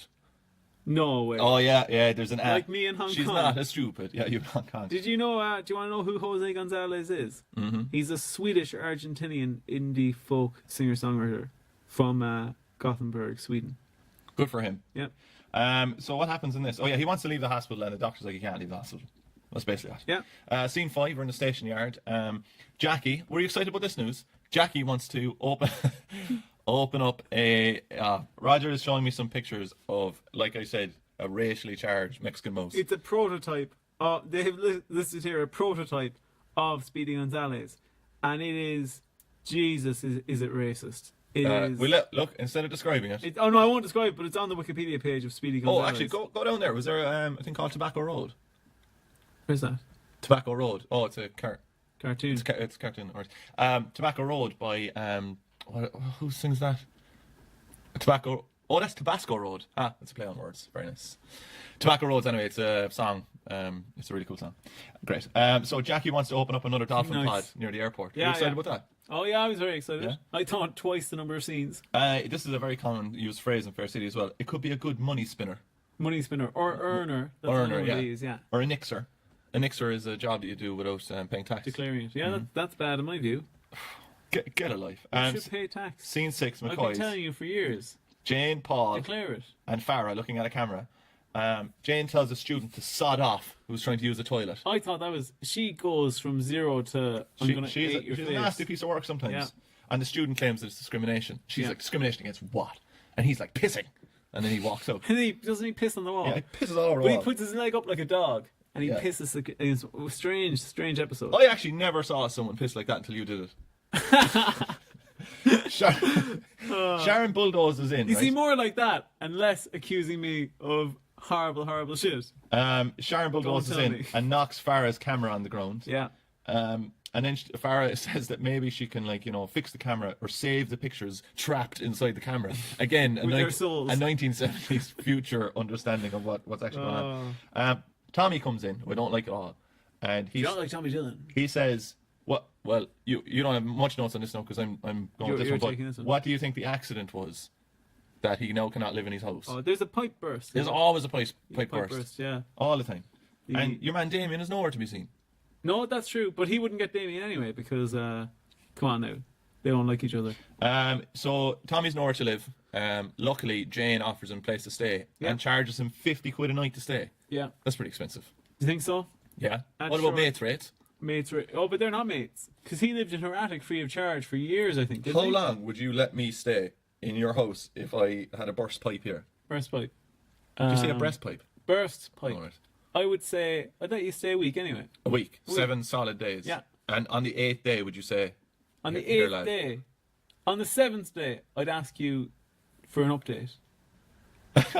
And then, depending on... All right, Grant, you ask me for an update and I say, oh man, they're still working on it. But, it should be fixed soon. Soon. So, if you were saying, oh, it'll be fixed in 3 days, No. I'm not being specific. I'm deliberately being vague. You're being vague. I said they told me they're going to fix it soon, but if there's actually the upstairs apartment, we're waiting to get in there.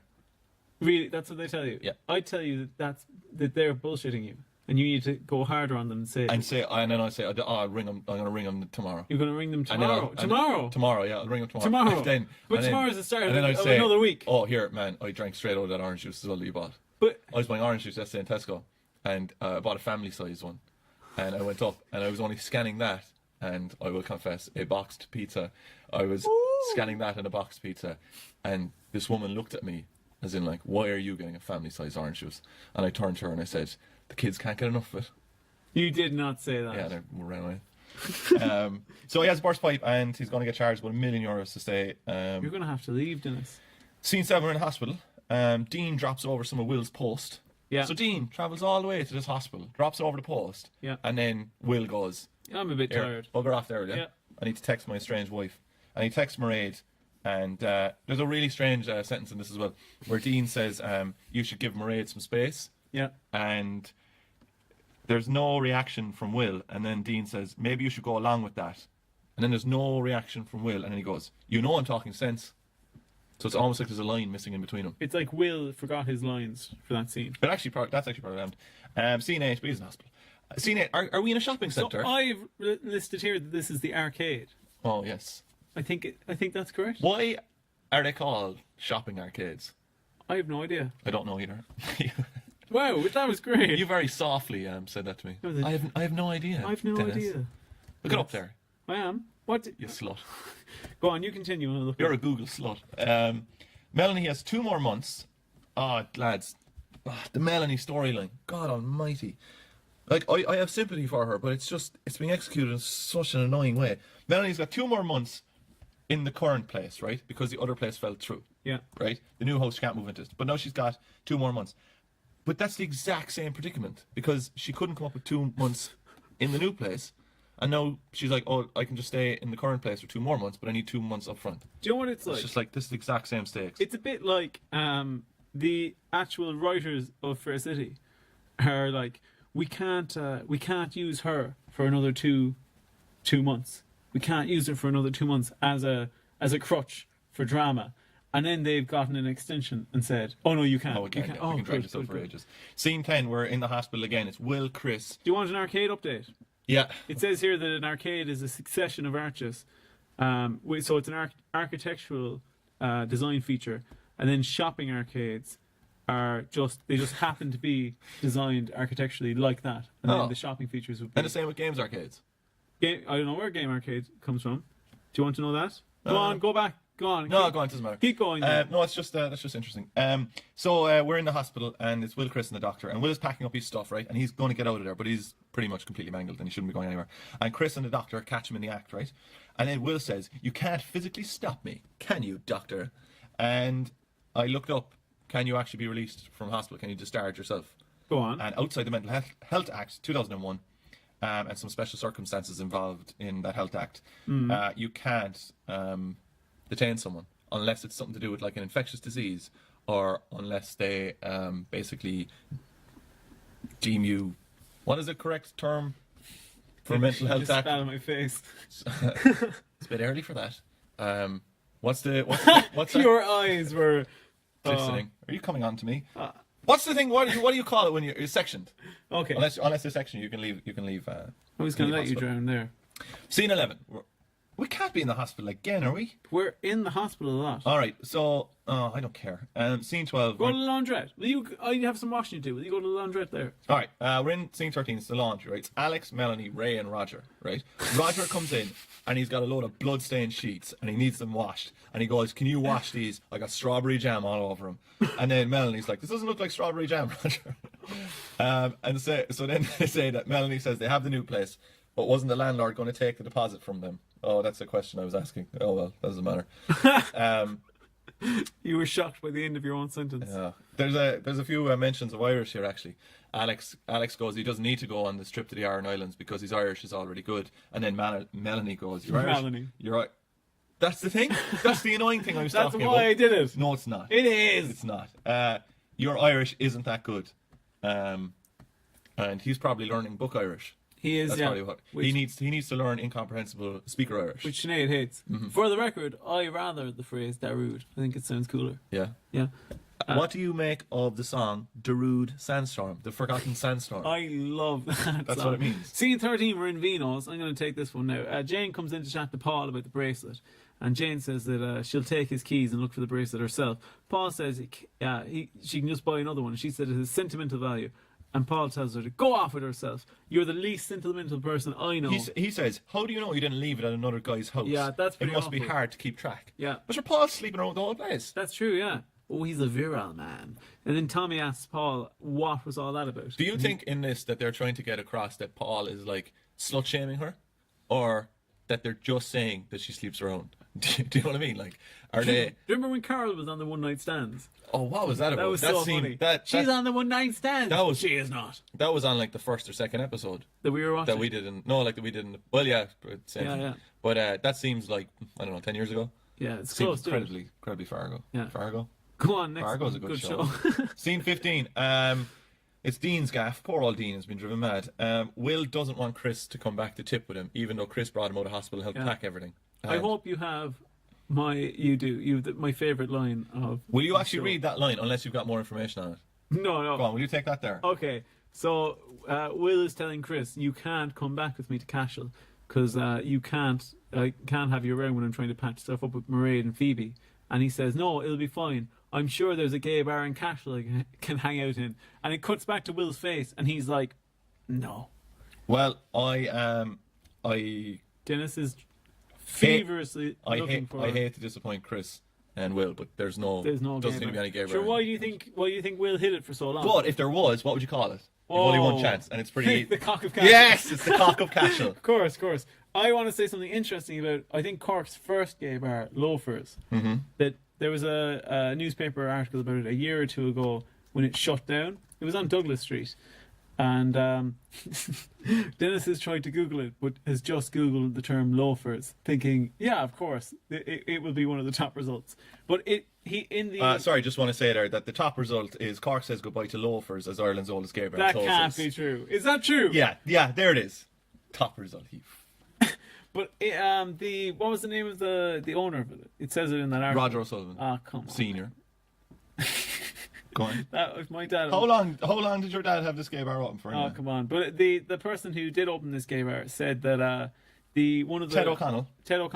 I believe... Oh, no, sorry. It was opened by Derek Garrity in 1983. Oh, I believe that in that article, whoever owned it last anyway, they mentioned the fact that it's bittersweet shutting it down because obviously he said he would have loved to have kept the business open, but he said that the wider acceptance of gay people made it harder and harder for their business because no longer would they have to go to loafers, they could go to normal bars. And bittersweet. But that is a real thing though. The gay bars were a proper refuge for gay people for years. Well, I'm going to get into it in a while because there's another reference to something. Yeah. But it says on that article there, I just want to credit Stephen Rogers in the Irish Examiner. But it says on that article that they open... We swing between being almost professional and then doing... you were like a news anchor. And of course that research was done. I do want to credit guys who write the articles because that's where we get the information from. But I know, we're awful people for most of it, but we do have our moments, don't we? We have our moments. But now I've lost track of everything again. Oh yeah, so no, they said it opened in 1983, and that was 10 years before homosexuality was decriminalised in Ireland. Really? 1993. That's like if there was a weed bar now. Yeah. Yep. Go on there, take us away. Next scene. I don't know. I forgot what episode we're on. Is it episode 2 still? Yeah. Okay. We're in the street. Melanie, Huey, and Jackie. Melanie is getting kicked out of her house again. Good stuff. And I also noted that they're having lots of these conversations, as we've said already, because they don't want to bring any more actors in. Jackie offers Melanie and Alex that they can sleep in her place, but Melanie says, no, we're resigned to sleeping on the streets, it's fine. Yep. And then she does, in fairness, acknowledge, she says, it just means I'm at square one again. Yeah. And I think what she's referring to is she's at square one of the plot that started about 4 weeks ago. Yeah, she's what she's done, she's landed on a snake. And she's right back. She needs a few ladders, but right now... Here, you know what would really up the ante in snakes and ladders? If there was a snake at the end of it, you got bitten by if you lost. I've got a good idea for one of the future podcasts, Mm-hmm. we do scenes on a snake and ladders board. So you have to go back to the start of the episode if you land on a snake. So we have to start from scene 1 again. Not a hope. Not a hope. You wouldn't even do it for a special. No. Not even a special one. Write in if you want that episode, and we'll do a special episode. What's the crack with snakes and ladders? Like, is there anything other than just rolling dice? No, because you see, you can go up ladders, but you can go down snakes. So when you're up at the very top in the final row, let's say... Can we make one of those little wishy-washy quotes and attribute it to you? You can go up ladders and down snakes and put a beach scene on the back of it then. Ha! Yeah, I'd like that. That'll be going up there on the old gram. Scene 18, we're in the station yard, right? It's Renee, Sharon, Farah and Dolores. If you remember, Sharon broke Farah's camera, which was an SLR. We don't even know if she did break it. She just thinks she might have the broken photographs are trapped inside the camera's That's soul. She needs a new soul card. So Sharon brings in a TLR camera. Yeah. And I'm sure you know what a TLR camera is, do you? I looked it up at the time. It is a thing. Is it, what is it? Like Twin lens reflex. Yeah. This is the strangest thing in the world, right? Because she basically gets a TLR camera, which, like, if you looked at it, you'd think, oh, this is a Wild West camera. Yeah, That's basically what you'd be thinking. I tried to look up what it means or how it works, but I found it incredibly confusing. It's like a dual lens, and one of them's a mirror, and it allows you to focus or whatever. But one of them was like, they were made back in, like, first one made in like 1880 or something. Yeah. But I think they were used between the 30s and the 50s or something. But anyway, completely and utterly useless to her, because they don't even make the stuff that you need for it anymore. Brilliant. But she's like, oh my god, this is a TLR, thanks so much, blah blah. Yeah. But then I'm wondering, who the hell has a TLR hanging around? True. Like, as in, what specific person besides the specific person who had to provide this for the shoot? Who else has one? Like, but no, Sharon says, I know a guy who deals in these. yeah. There's some crafty lad dealing in TLRs. Do you know what? I reckon there's a flea market in Cork City called Mother Jones's. Have you I've ever been in there to- before. Yeah, I bought Def Leppard Hysteria in there. Really? Oh, yeah, we're going to see Def Leppard. 1st of December. I'm basically chaperoning you. Pretty much. I was surprised with. I bought 2 tickets. Yeah, I bought 2 tickets knowing that no one would want to go see Def Leppard with me, and then I just asked Roger, "Here, would you go there?" And he was like, "Well, I have to be back by 9 because I'm having a curry with my girlfriend." You wish it was 9. Scene 19, 69. Scene 19. With Dean's gaff again. It's Will and Chris. I bet there'd be a TLR in there, and maybe we'll go look for one next week. What? In Mother Jones's. Oh, right. Okay. We'll look for one. I thought you were insinuating there'd be a TLR in the 69ing situation. Sometimes it feels like you've cast like a freezing spell on me, and I've frozen, and then you've gone on to the next scene, and then I've. I'm looking forward to your mental health update after this episode. Don't. Will said it was hard lying about everything. We're in Dean's gaff, but Will is basically just cribbing and saying that he's poor him, whatever. Yeah. And he said it was harder to be open in Ireland, to be an openly gay man, when he was younger and blah blah. And then Will kind of shoots that down and says, like, well, that's no excuse for how you acted or whatever. But anyway, this is kind of interesting, right? Yeah. So same-sex sexual activity was decriminalised in 1983, right? Who do you think was the lad? And it's a lad who was at the forefront of that. Was it Senator Norris? It was Senator David Norris, who has a fantastic voice. But he made a few attempts at it. And the first time I think he made an attempt in, was it 1983? Same year as Lawford.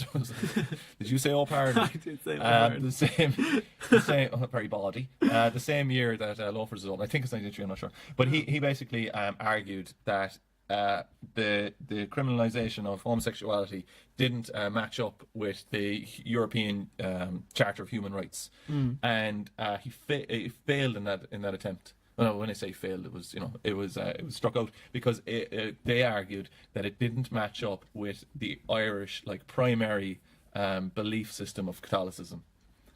What? And they? Yeah. So right. Yeah, he took it on again, and then he eventually won, but it took 10 years. But fair effects him, and then Mary Robinson had to sign it in.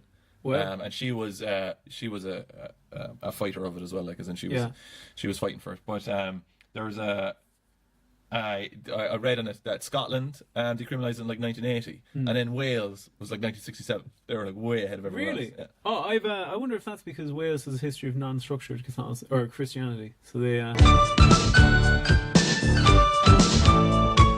Episode 2 is over. Hooray! What did you make of that one? Did Mental you like it? health? No, what did you make of Oh, that what did I episode? make of it? You're very chirpy I'll be this week. honest, didn't like that episode. You didn't? No. Why? Because I had to do it. No, it was a listen. That I'm not going to hold that against it. It was just a kind of a slip back in terms of I felt it was less interesting and engaging to our listening audience. That was my own. It almost personal sounds view. like you're saying that you're deserting me for a Thai red curry. Are you having red curry or a green curry? red, Of course. and I can't handle green. All right, so that's the end of episode 3, as I already said. It's the start. No, it's the start of episode 3. Yeah. Entertainment.ie. Put on your green man suit. Here Head we into are. entertainment.ie.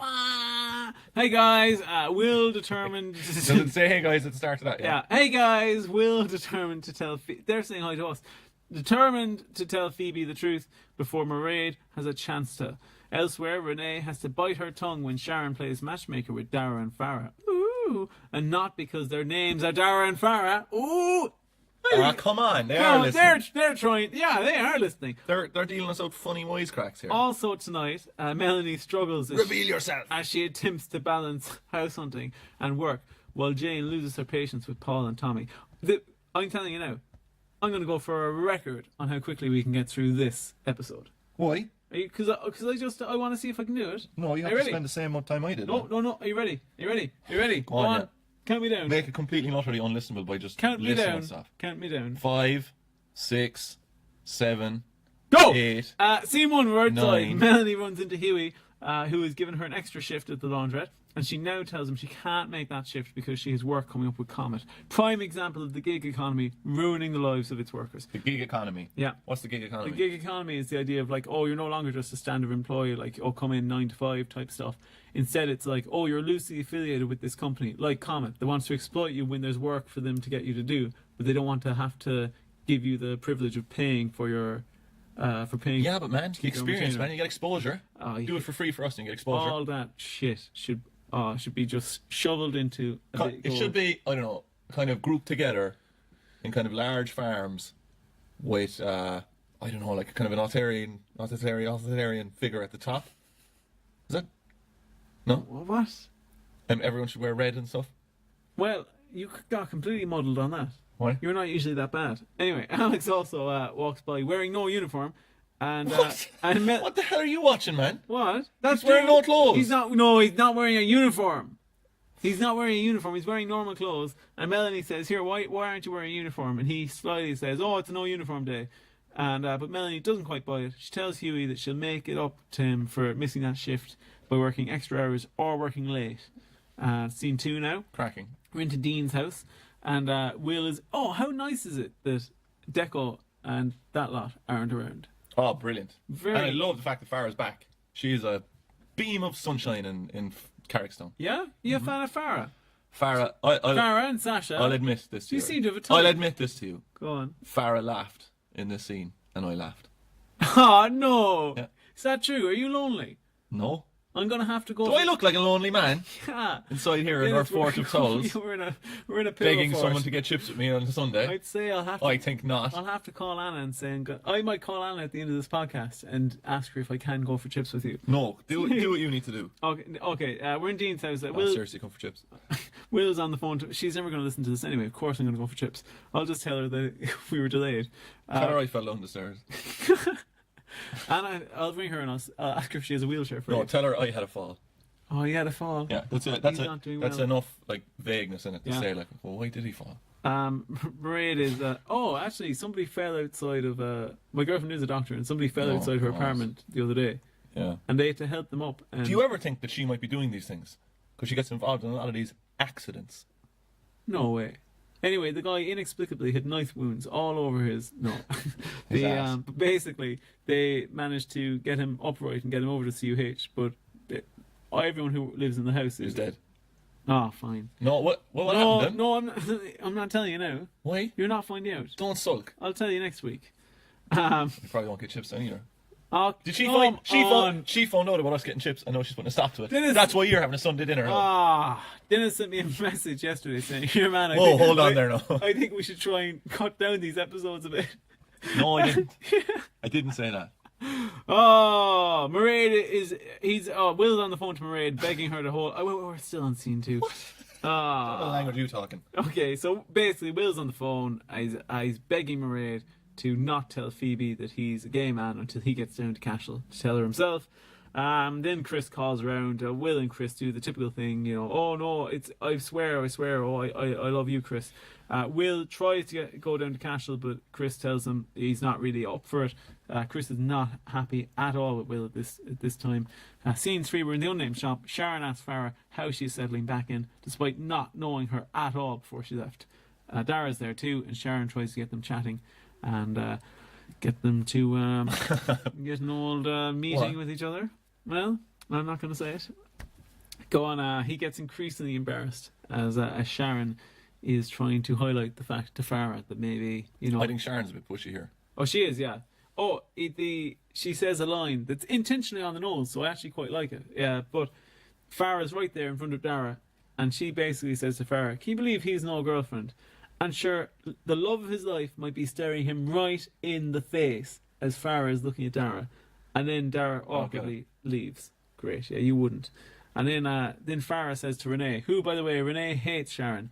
She says, oh, I think Sharon's some good crack. She's good crack. Do you like Renee's kind of political economic leanings? No. No? No, I think Renee is a bit like... Do you think she's a supporter of the class system? I think that I could tell you which way she'd vote. Go on. Well, I'll tell you this much. Tell us. I want to see how long I could not say anything. I'll tell you this much. There are two types of people in Ireland at the moment. Oh, God. Just two? Yeah, just two. So this is going to be very, very nuanced. Sum up everyone. There are people who think it's brilliant that we have a gay Prime Minister, Taoiseach, but I don't really agree with his political policies. And there are people who think, I love his political policies, but it's a shame he's gay. And I think for Renee... Shame he's gay. It's a shame he's gay, yeah. And I think Renee... You think that's the only two sets of people that exist in the country? And I think Renee would be one of the latter ones. Mm-hmm. Mm-hmm. Come on. What? You must agree with that. I have no political opinions whatsoever. Very nuanced. No political. Ah, come on. Where were we? I don't know. I'll skip on no a bit. uniform, man. Will I skip around a bit? Actually, I've a good one for you. I've a good one for you. I've got a little few facts on Farah. Go on. There's 4 actors who've played her. What? Since 1998. Is that true? It is. Name him. Name him! Fiona Glaskett Nice last left name. the series to go to London. She came back in 2000 and Sinead Keenan was cast in the role. The character left the series for a third time, and when she returned for a third time, the role went to Denise McCormack. And then the character again left the series to do what in London? Come on, Raj, thinking cap on now. To become a photographer. To do a photography course in London. Oh, so she's gone from London and then she's dropped down. Dropped down? Oh. Roger, for a man who has like very red political leanings, you have different like levels of people and places. What? So you think Galway has probably... Hey, I love all Irish towns. We're going to Galway in next month. Oh, we're not, to do a gig. We are, yeah. When? We have to do a gig in Galway next month. What gig? Oh, with Bob Hennigan and Johnny Graham. Johnny Graham. That is a great club, though. That is a brilliant club. Always a good place. What's the name of that? The smallest. The smallest comedy club in Ireland, in the Dewdrop Inn. That is a good gig. Just off of Shop Street. Unfortunately, it takes about 6 million years to get to Galway. That's true. Mm-hmm. Oh, what do we know? Do we normally get food in Galway? I don't think we do we? There's a little old place. You might know. Oh, we do! It's called Superbacks. Oh, yes. They actually... Could have a back box. I actually like their vegetarian burger.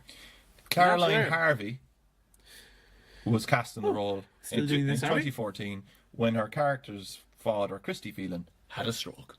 Oh. And there's your stroke thing done for 14 episodes in a row. Very nice. Will we skip forward a bit? Yeah. Okay, so we're in Vino's. Dean walks in and Paul asks Dean if it's okay for him to go pick up a journalist because the journalist is doing a piece on Vino's. This came out of nowhere. Yeah. This was like as if they forgot to introduce it in the last 2 episodes. Because I feel like this is not... There's too much drama. This is kind of a bit of a throwaway joke kind of plot line. And I feel like it shouldn't have happened on a... on Wednesday. Well, I think it's gone. We're on Wednesday. We're almost through. We are. I think it really muddles up things here as well, because Paul Brennan, right, is a nasty piece of work. Yeah. And says horrendous things to Jane and like publicly ridicules her all the time, and is just really awful person. Sorry, Paul. But then they kind of have a bit of slapstick humor to kind of get his comeuppance. Yeah. And it's like, no, Well, like he's just a horrible person. You're getting ahead of her. Ahead of her. What are you thinking about, Raj? You're getting ahead of the episode now, Dennis, right? Jane fan? Yeah, I think Jane is definitely superior to Paul. What were you doing? All right, okay. Go on. I'm Dennis. Right, so I could say a million things. Oh, will you come on? Oh, Jesus Christ. How many words do you think you know? What? I need to go to sleep. I'm gone back to the start of the episode for now. God's sake, Come on, you ruined me. The drop off on listeners from You ruined me. on this podcast. Come on. Like they were really liking it there the last 20 minutes and Okay, anyway, fall right. off a cliff. So they set up a plot line here. Dean says, yeah, I'll go pick up the journalist. And Dolores says, oh, that would be great. That would be a brilliant boost to business. And why do they need a journalist? So they can do something funny. No, Jane... no, we've just never told them why the journalist's coming along. Because they're doing a piece on the on Vino's, on the restaurant, and talking about how good it is. And Paul Brennan's head. Yeah, and how it's shaped like an egg.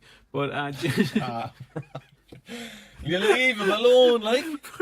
I forgot he was a real man. Of course he's a real man.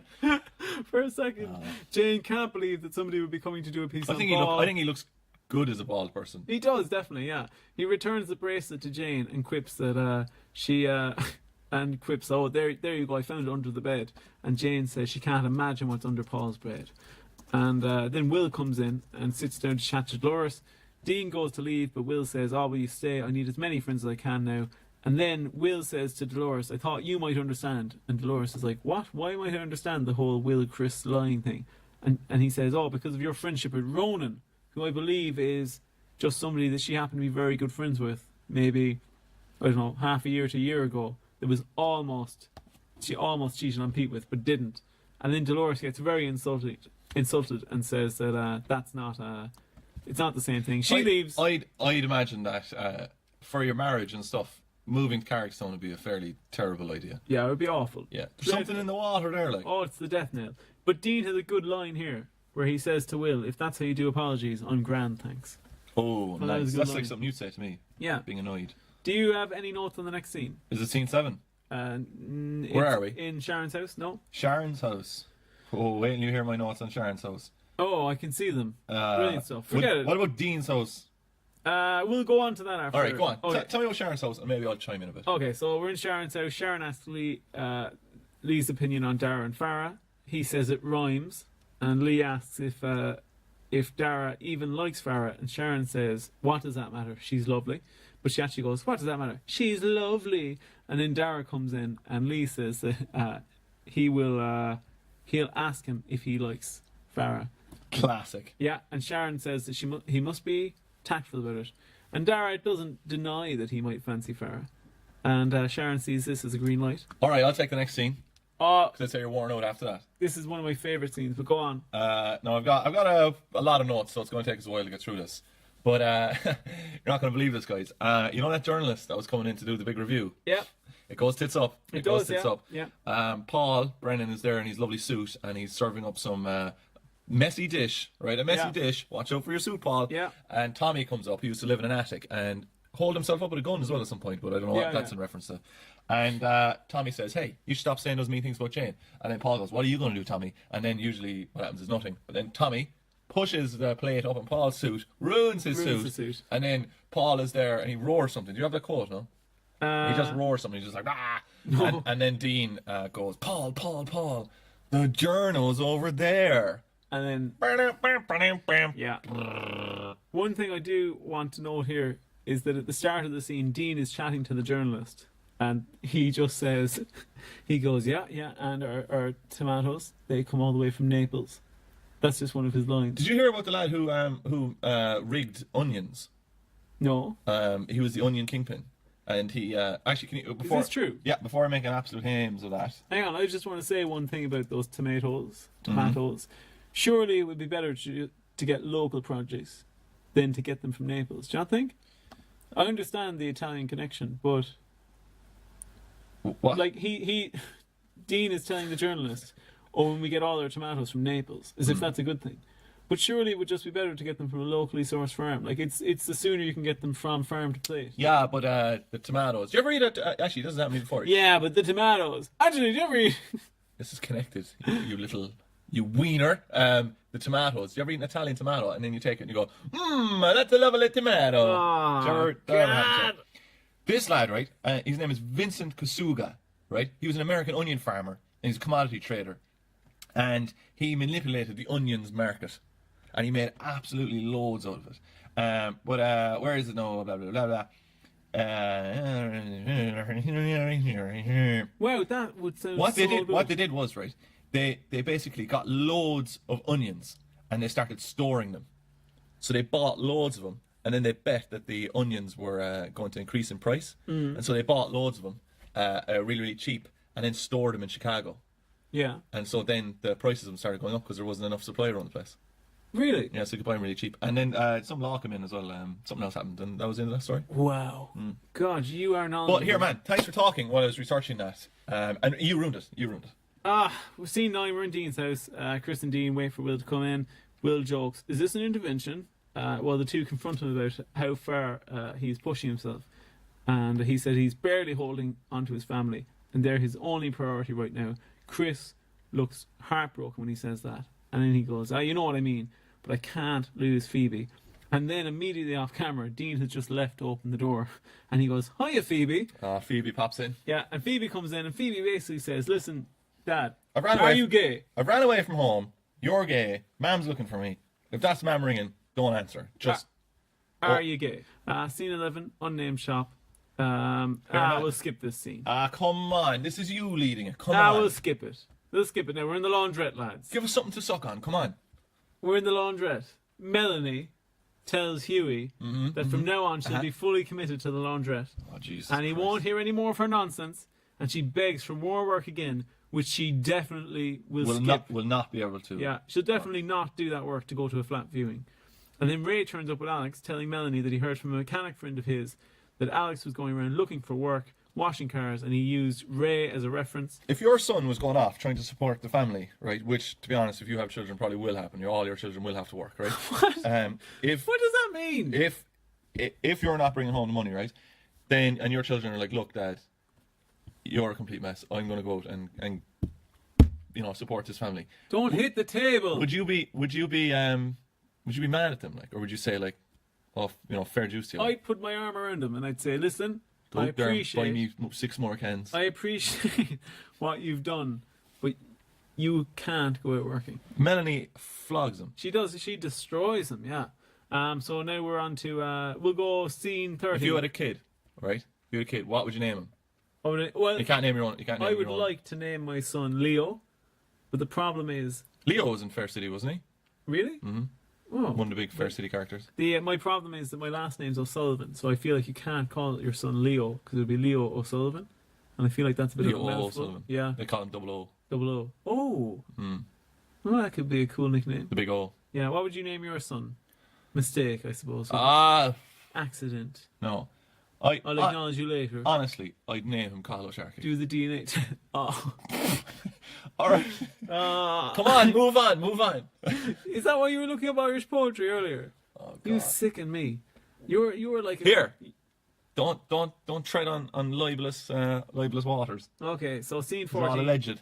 Will arrive. What is it? Right, yeah. Will arrive. Here, Sinead will get onto us about that.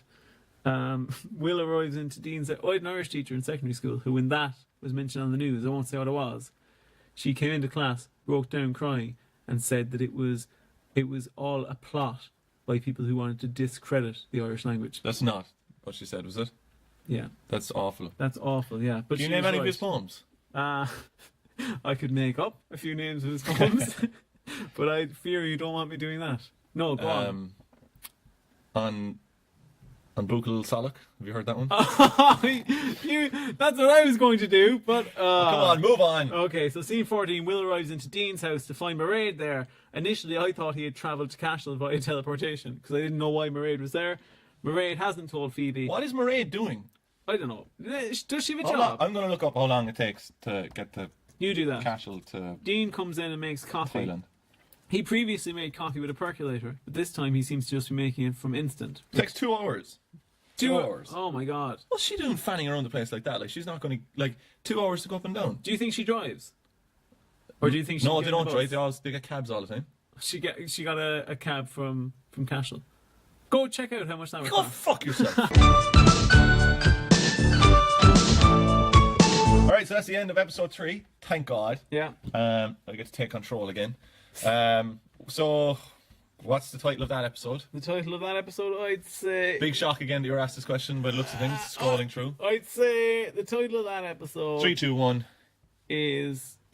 The title is. That's great. The title is. Well, I was going to... Oh, come on, say something. The pitch ran over. The what? The pitch ran over. The pitch. The pitch. Oh, it's in the comic. For pitch. Melanie's. For Melanie's. For Melanie's Plural. pitch. Is there loads of them, is there? Alright, so how are you feeling now, podcast wise? Bad. Bad. I'm bad now. Good. Bad now. That's great. You've turned into a toddler. Oh. Like gorilla toddler. That was going to be a gorilla. Alright. What else do I ask? You asked my mental health, I said bad. I said that. I said that. Who's your favourite character? My favourite you're character. a shit. You're a turd come to life. Alright, episode 4, last one of the week. Let's savour this. Let's suck this in and enjoy it. Head up to entertainment.ie in all your green attire So, and oil yourself up and slip through the drains up into the offices. Turn on the computer, use the login credentials that you stole from a bin, and read out the descriptions. a surprise visitor shakes things up between Paul and Jane. Spoiler, it's Callum, he's in the picture above. They know we're listening. They're up to something. Elsewhere, Dara persuades Farah to go on a date with him to keep Sharon happy. He's doing his business. Also tonight, Will fails to do the right thing by Phoebe, while Melanie desperately struggles. Don't do it, don't laugh. Struggles to reassure Alex. Well, I've got horrible news for you. No. This podcast has been going on a long time. Go on. 2 hours and 10 minutes currently. That's not true. It is, yeah. How did that happen? So That's your fault. all right, we better run through this pretty quickly. Go on. I hate sports ads, just to delay it another bit. What the fuck? I hate sports ads. There was this ad before, and it was about Guinness, and it was the time that the All Blacks and Munster played, and Munster beat them, and then it was like, they were the invincible team that no one could beat, and Munster beat them with one fumble, and everything changed, right? And there's a line in it, and it goes, and every Irishman grew 12 feet taller. That would be That's the terrific. stupid. There'd be 18-foot tall men walking around the place. That would be nightmarish. Imagine if you never watched the match. We could no longer feed those people. because You'd be of 12 foot off everyone else. Scene 1, we're in the laundress. Melanie and Jackie. Melanie's killing it with the old extra hour. She's got her stuff together. Alex comes up, says, Melanie, here's €125, ma'am. I'm here to support you. Melanie won't accept it. She rejects it. And she says, get out of here, Alex. Yeah. Scene 2, we're in Jane's gaff. Tommy and Jane. Tommy brings in a bag of breakfast, and he's going to make eggs. He does have a good phrase here where he says that Paul talks 10 decibels higher than everyone else. Yeah, he does. And Jane has, this is one of the stupid exchanges of all time, right? Considering that Tommy lived in an attic for a while, unbeknownst to the family that were in there, and got his hand on a gun then at some point as well. Yeah. Jane says to him, you're the one who shoved a load of dirty plates into him in front of a restaurant critic. Yeah. And Tommy goes, yeah, not proud of that one, but proud of breaking into your attic.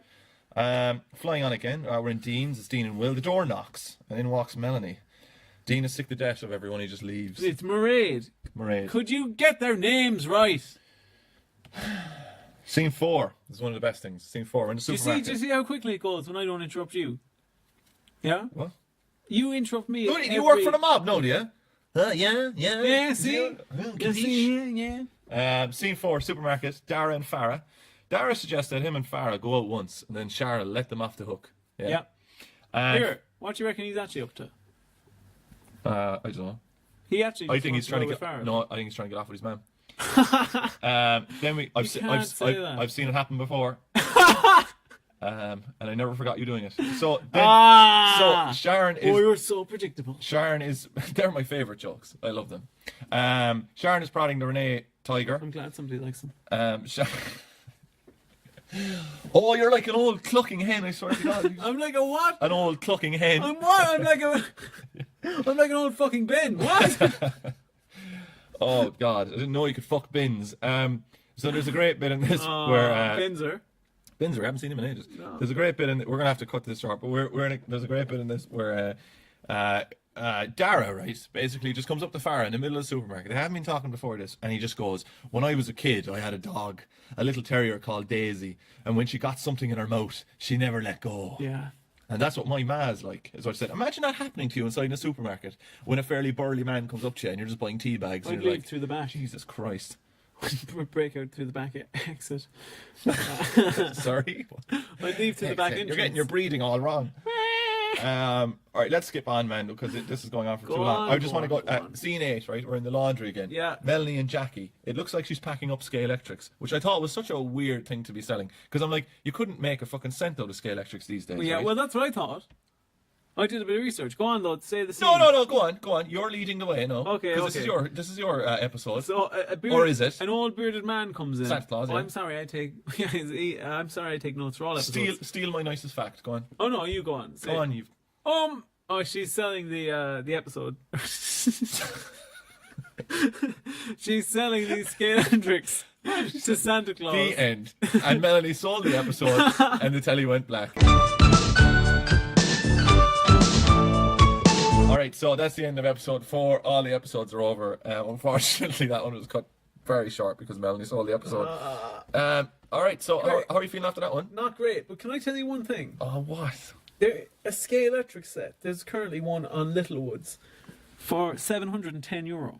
Yeah. That's Did you see insanity. it's absolutely crazy, and it's just a little kind of like 8 loop. Yeah. But did you see what's in it? No. You can race like 6 cars in it. Oh, really? You can pass cars out in it. What? Yeah, right. And then there's a thing called arcade mode, where on the track these little lights come on, and you can get boosters. Is that true? And you can change the driving conditions to have like wet tracks and all this kind of stuff. But still, €800 is ridiculous. Wait, is all that true? Mm-hmm. Whoa. Absolutely true. So okay. we're going to start a fund for us to buy one of these. If you want to donate. Man, out of all the stupid crap you could buy, that would be the one that would hurt the most. I couldn't buy that. Not a hope. All right, so that's the end of all the episodes this week. Thanks so much for listening. Yeah. We ran way over time. Have to be edited down, surely. Do you think? No, I'm probably going to leave it. So just thanks for listening to everyone, sincerely. Tell your friends about it. Get more people listening. Yeah, we'd love that. So then, and that is pretty much the only way we can push it, is by people actually telling other people to watch it. Or and we do love you getting... That's a bit strong. Full stop. We love people getting in contact via Instagram and Facebook, or the email if you feel like or it. the email. Or the email. But yeah, that's it. Gig-wise, I can't remember what we've coming up, but we've got gigs. We Places. have one coming up on Wednesday, but you told me we can't talk about that. Can we not announce it at all? No, it's a secret gig. Well, it's a secret lineup or whatever, but it's Riff Raff Comedy, and it's in Dublin, and we're on it. That's on Wednesday. Roger's got a gig in Limerick on Monday, but that'll be yesterday when you're listening to this, so it's over. Hopefully it went well for you, though. How do you think it went? Oh, I actually had a bit of fun. Yeah? Bit of crack. Good crack. Yeah. I worked the next day, though, and that was shite. That was terrible. So yeah, that's pretty much the end of it. I can't really talk anymore. Are we going for Spicy Chibes? We just about came in under the line. We can go for Spicy Chippies. Yes! I have to get over to Anna's for 7:30. Mm-hmm. We'll see.